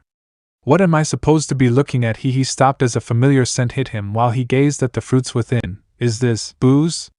I get it. The fruit must have fallen in and fermented throughout time. Booze, oh natural! He exclaimed happily. Quickly grabbing some and sealing away the rest, he raced up the holy tree with excitement written on his face. I've got to show Elaine! He called out as he reached the top. Oh, Elaine!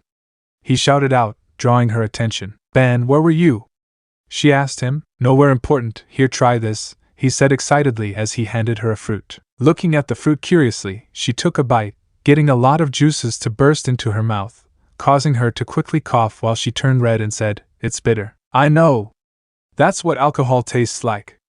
Ben laughed out as he bit into his own fruit and began to suck the liquid out. It was bitter, but it also tasted extremely sweet. It was a near-perfect blend of Vanya ale and Aberdeen ale as well. What are you laughing at? Elaine slurred out, the alcohol in the fruit quickly taking effect since she had no experience with alcohol of any kind. She slowly began to float into the air, though a little unstable since she was now drunk, making people wait for so long after leaving them behind. Wherever you're going, at least tell me that much, she exclaimed as she pointed at him, with a cute blush on her cheeks that were a little puffed out. Was this her first time drinking, or did you do something to the booze? First time drinking. Spoiling booze like that never sat right with me, and I would try to kill myself if I ever did. It was rather funny how she commanded me to say where I was going when she was drunk. It was cute if I say so myself. Do you have any more of these fruits? I'm not telling you, but I wanted a taste. No, Captain, no, bad Captain. Ben laughed a bit more. It's fine, isn't it? He asked her. You've been waiting 700 years after all, he said as he swallowed more booze. What's so funny about making me wait? She slurred out as Ben laughed some more. Seeing this, she took another munch of fruit and once again coughed. It's bitter, which just made Ben laugh harder. In the end, she ended up joining him in his laughter. The laughter of the both of them would be heard through the forest for a good bit of time. And just like that, the ridiculous days had passed by. The next morning, the sound of splashing water woke Elaine as Ben splashed it across his face, his back now facing her. Turning around, he noticed the fairy looking at him in a SCB-pissed manner. Wanna take a dip together? He asked her as he turned fully, where she squeaked out in embarrassment, and turned around to hide her red cheeks. Ben, what are you doing? She asked him. Taking a bath? I don't want to smell terrible, now do I? He asked her. Besides, I'm not drinking the fountain, he told her honestly, which was also true. Get out and put some clothes on, would you? She told him. That night as they laid under the stars, a thought hit Ben and he turned to Elaine. You said your brother was king of the fairies, right? He asked her. Yes, he's the fairy king. Why do you ask? She asked in return. Well, it's funny, seeing as he is the king of fairies, wouldn't that make you a princess or something? Ben asked curiously. Or something. Elaine giggled out. He's the sort of brother who acts tough instead of being honest and acting like a crybaby, she told him. He sounds totally different from you, Ben said honestly. Elaine sat up and looked at him. What do you mean by that? She asked him. However, he had already fallen asleep, and just like, in the blink of an eye, 7 days had passed by without them even knowing it. Elaine sat on the ground flipping through the pages of the label collection. Ben hadn't heard a word from her so far, and he was getting concerned. Hey, you're not getting bored now after 7 days, are you? He asked her curiously. Elaine shook her head at him as she faced him. That's not it, she exclaimed in shock. She smiled as she turned to the book. I was just thinking that even though I don't drink, I feel like I'm learning this in vain, she told Ben honestly. Ben gave a chuckle. I guess that's true, he told her with a smile. What Elaine said next surprised him though. But this is really fun, she said to him with a smile. When I hear your stories, it's as if I'm on a journey with you, Ben. she said as she rubbed a finger across the grass as she looked back to the labels. Ben sighed as he stood up, gaining her attention where she called out to him, "Don't worry.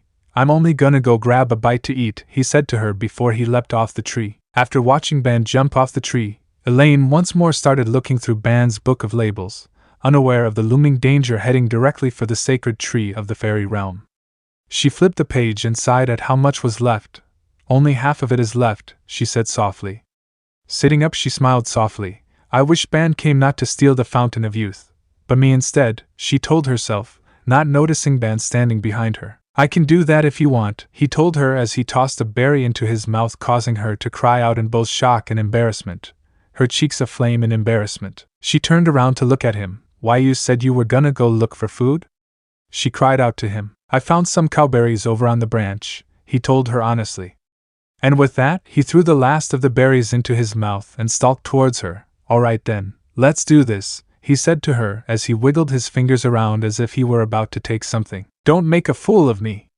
she cried out. She stopped and looked at her curiously. "No way, I'm serious here," he told the fairy. Seeing she didn't understand, he elaborated, "Well, you see, I don't get along with humans that much, and it's not for a lack of trying.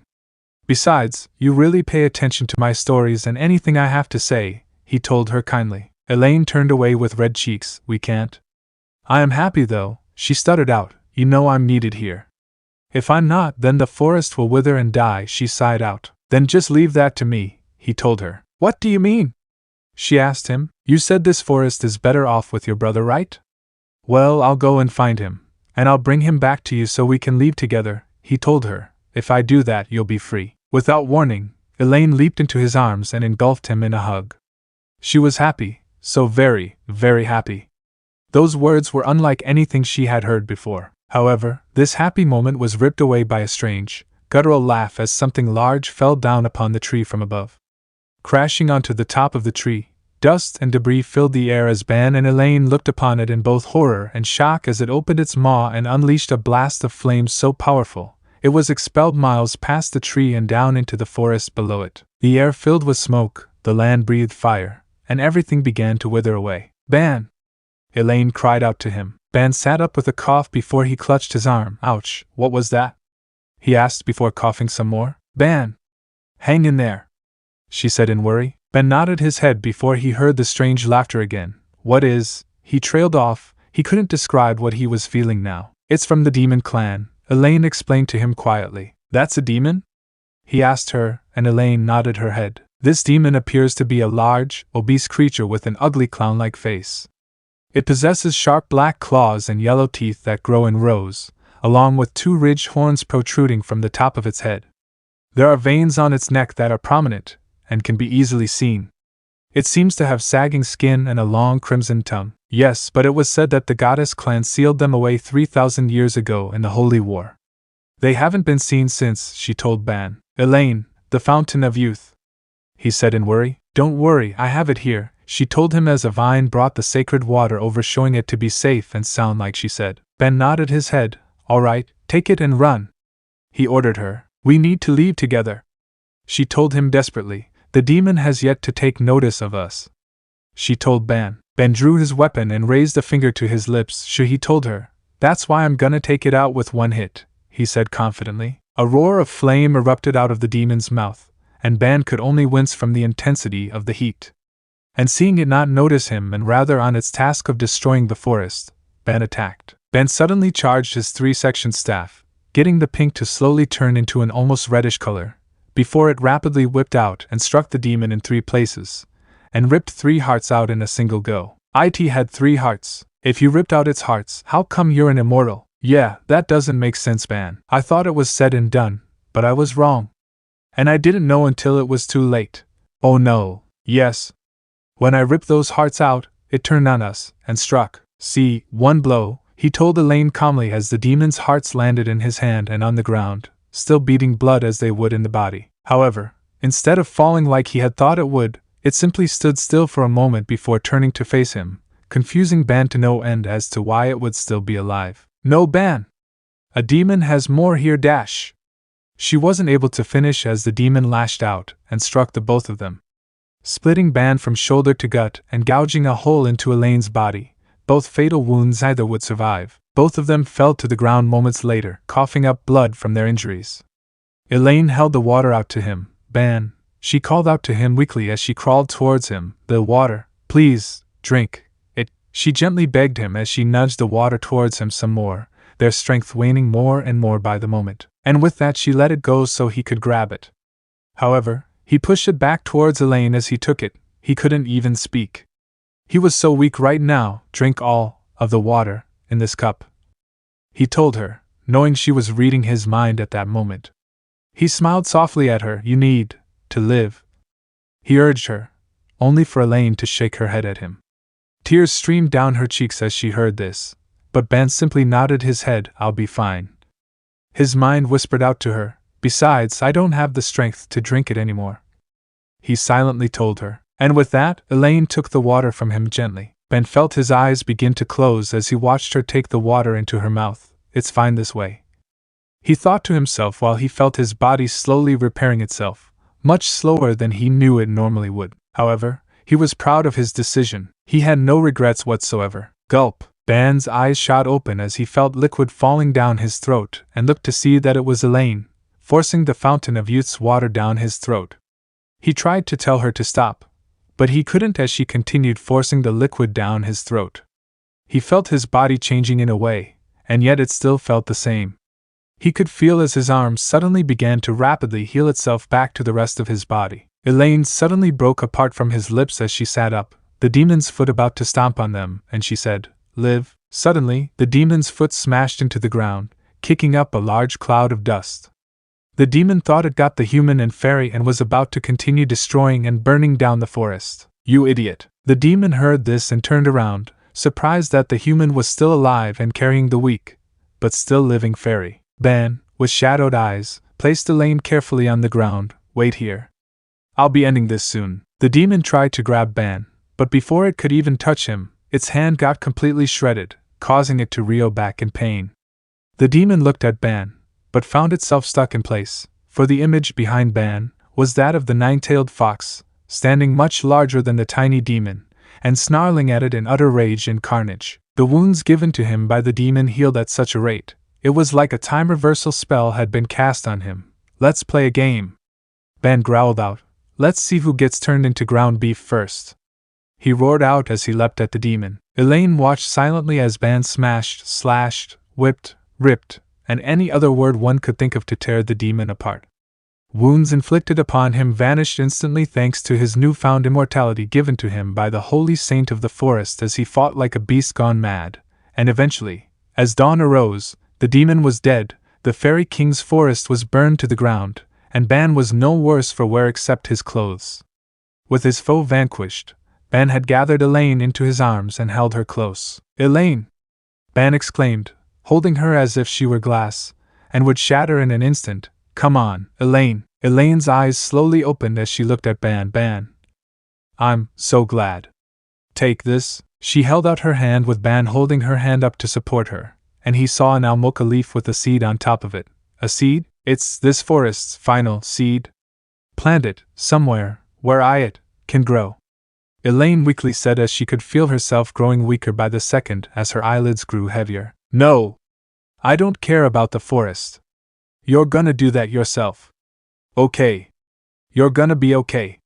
So just hang on, Ben exclaimed, refusing to accept that these were her final words. The forest Kaya knew that you would protect it, Elaine said before looking the crying Ben in the eye and smiling. I was so happy when you said, that you'd take me away. Elaine, Ben whimpered out. Touching his face, Elaine asked, let me hear it one more time. Ben smiled, though it was still full of pain and sadness. All right, I swear, one day that I'll dash. However, before Ben could finish, he felt as Elaine's hand fell to her side, signaling that she had passed on, and getting Ben to say, at least let me finish, damn it, as he began to cry. The rest of that day, Ben spent holding Elaine as he cried in pain and sadness at losing someone who had grown closer to him in 7 days than anyone else in his whole life. Super duper mega flashback end. Coming back to the present, all the women had tears in their eyes as they knew that this must have been a painful and personal story to Ben. Meliodas himself couldn't help but frown, knowing that if he had been in Ban's position, it's very likely that he would have gone mad a long time ago. Weeks after this, I was arrested and told that I would be sentenced to death, with none of the knights knowing that I would never die. Even told them to get the name of their criminal right, and changed my name from Bandit Ban to Undead Ban, and told them to remember the name before they proceeded to go through more than 30 executions following for the next 4 years before I got bored and escaped. Remembering my promise to Elaine, I walked the whole of Britannia, searching for a place to plant the seed. Not eating, sleeping, drinking, or anything to support my health, since I knew the effects of the fountain would take care of that for me. Eventually, I found a spot and planted the seed, though I had to pour my own blood when I forgot the water where it poured out until the wound healed, and this got the tree to grow immediately. Soon after I met Diane and had a series of adventures with her before we were recruited into the Sins. Had a lot of fun back in those days, Ban said, informing everyone of how his life had been shortly after Elaine's death. Now, every 2 years, I go back to that very spot and I nourish the forest with my blood, ensuring that it continues to grow while I look after and take care of the fairies that now live there. I would even escape from base prison on occasion in order to keep my promise and make sure the forest grew because I always kept my promises and made sure that none of them were empty. So that's why we had to chase you down every couple years. Guess it makes sense why you left every couple years for no reason to us. Frisia sighed to herself. Hearing this, the brown-haired fairy outside twitched, but nothing was said, and with that, Ben left to go to his room, now feeling depressed and drained from revealing the true story behind his crime. Well, what can we do after that? Kurinai asked, as she had no idea how to respond to such a large amount of personal and extremely painful information being dumped onto all of them. I don't know. I don't know what to do, Kushina said as she began to cry with Naruto holding her. This is my own son and I have no idea what to do. Let's just give him some room for now. It's probably all we can do, Elizabeth said softly. Yeah, letting him tell such a story to us needs time to settle, Hawk whimpered out saddened. Diane, however, wasn't going to let her friend sulk and brood his night away when he was usually a smiling and happy-go-lucky person whenever she saw him.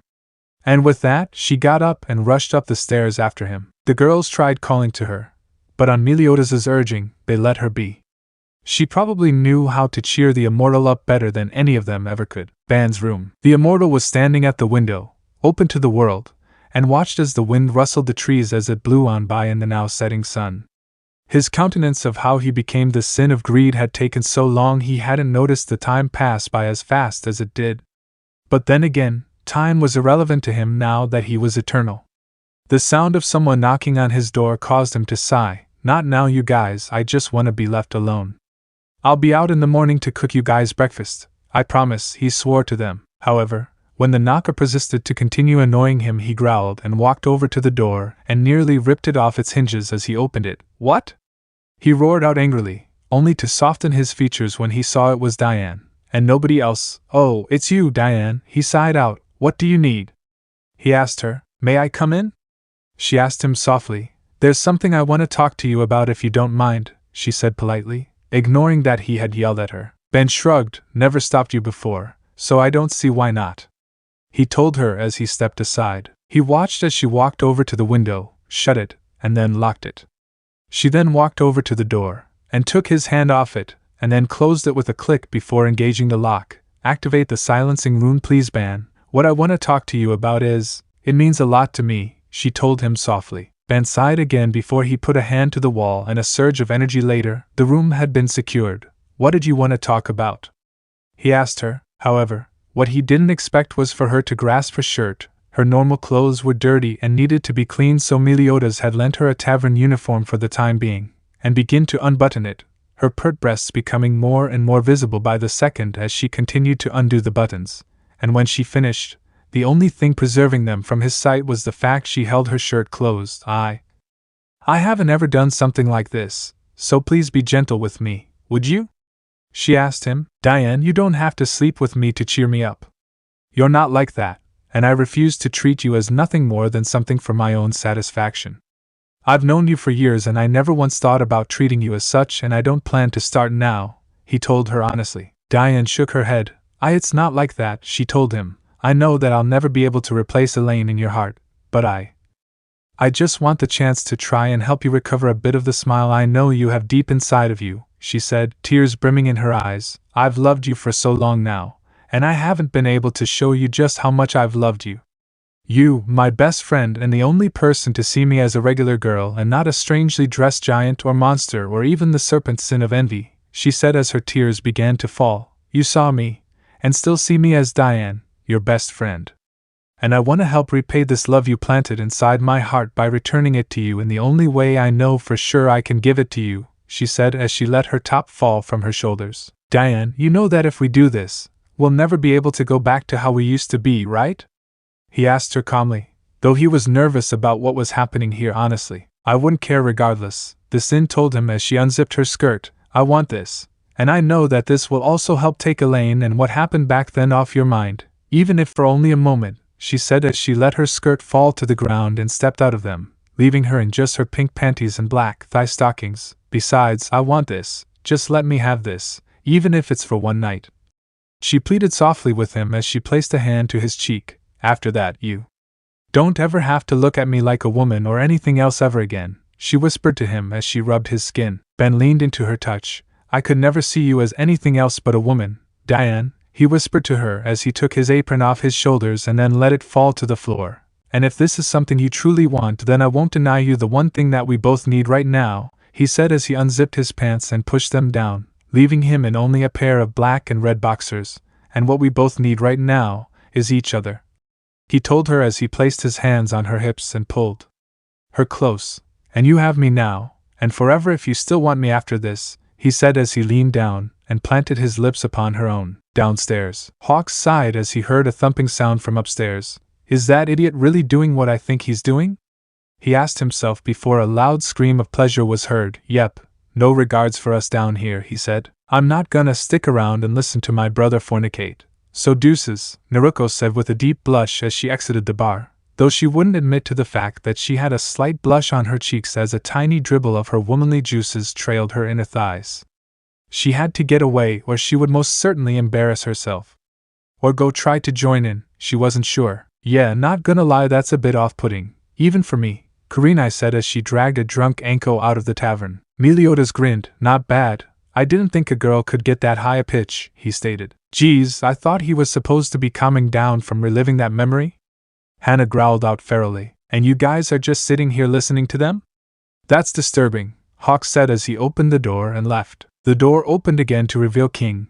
Hey guys, have you seen D? She went to ask only to stop as she heard a loud scream of, oh my god. Yes, Ban. Funk me. Harder. From upstairs, causing the Fairy King to blush in both embarrassment and shame. Never mind, I'll come back later, he said before simply turning around and leaving. Much later. It had been a few hours since Ban and Diane started having their little sex marathon, but they were now cuddling up to one another, while they had smiles on their faces. The two hadn't stopped for quite a while, as thanks to their incredible stamina, Ban from being a stamina freak, and Diane from being part of the Giants clan, which was a well-renowned warrior people known for the ability to fight for long periods of time without break. Meaning, they had enough energy to keep going and both were happy their stamina applied to bedroom activities too. Laying in the bed holding her in his arms, Ban looked at Diane as he had his hand rubbing up and down her hips slowly, causing shivers to run up her spine pleasurably. Turning to her, Ban gave her another kiss, one she was more than happy to return, both knowing that they would never leave the other behind or forget one another. Breaking the kiss, Ban said, "Thank you, Diane." What for?" Diane asked with a smile, since, even though she was confused, she was too happy to let a bit of confusion remove this smile from her face. "For not only cheering me up but also because, without you, I don't think I would have lasted as long as I have by myself," Ban said as he held her closer, not wanting to let her go. Knowing exactly what Ban meant, Diane held him closer as well before saying, "It's okay, Ban. No matter what happens, I want you to know that you will always have me by your side." Ban's smile grew as he kissed her forehead, both of them feeling themselves succumbing to the sweet call of unconsciousness, with Ban saying, "I love you, Diane." "I love you too, Ban," Diane replied, and with that, the two fell asleep. So this part ends here. Alright, that's it for today's video, guys. Let me know in the comment section how was the story, and also don't forget to like, share and subscribe. I will meet you in another video. Bye bye.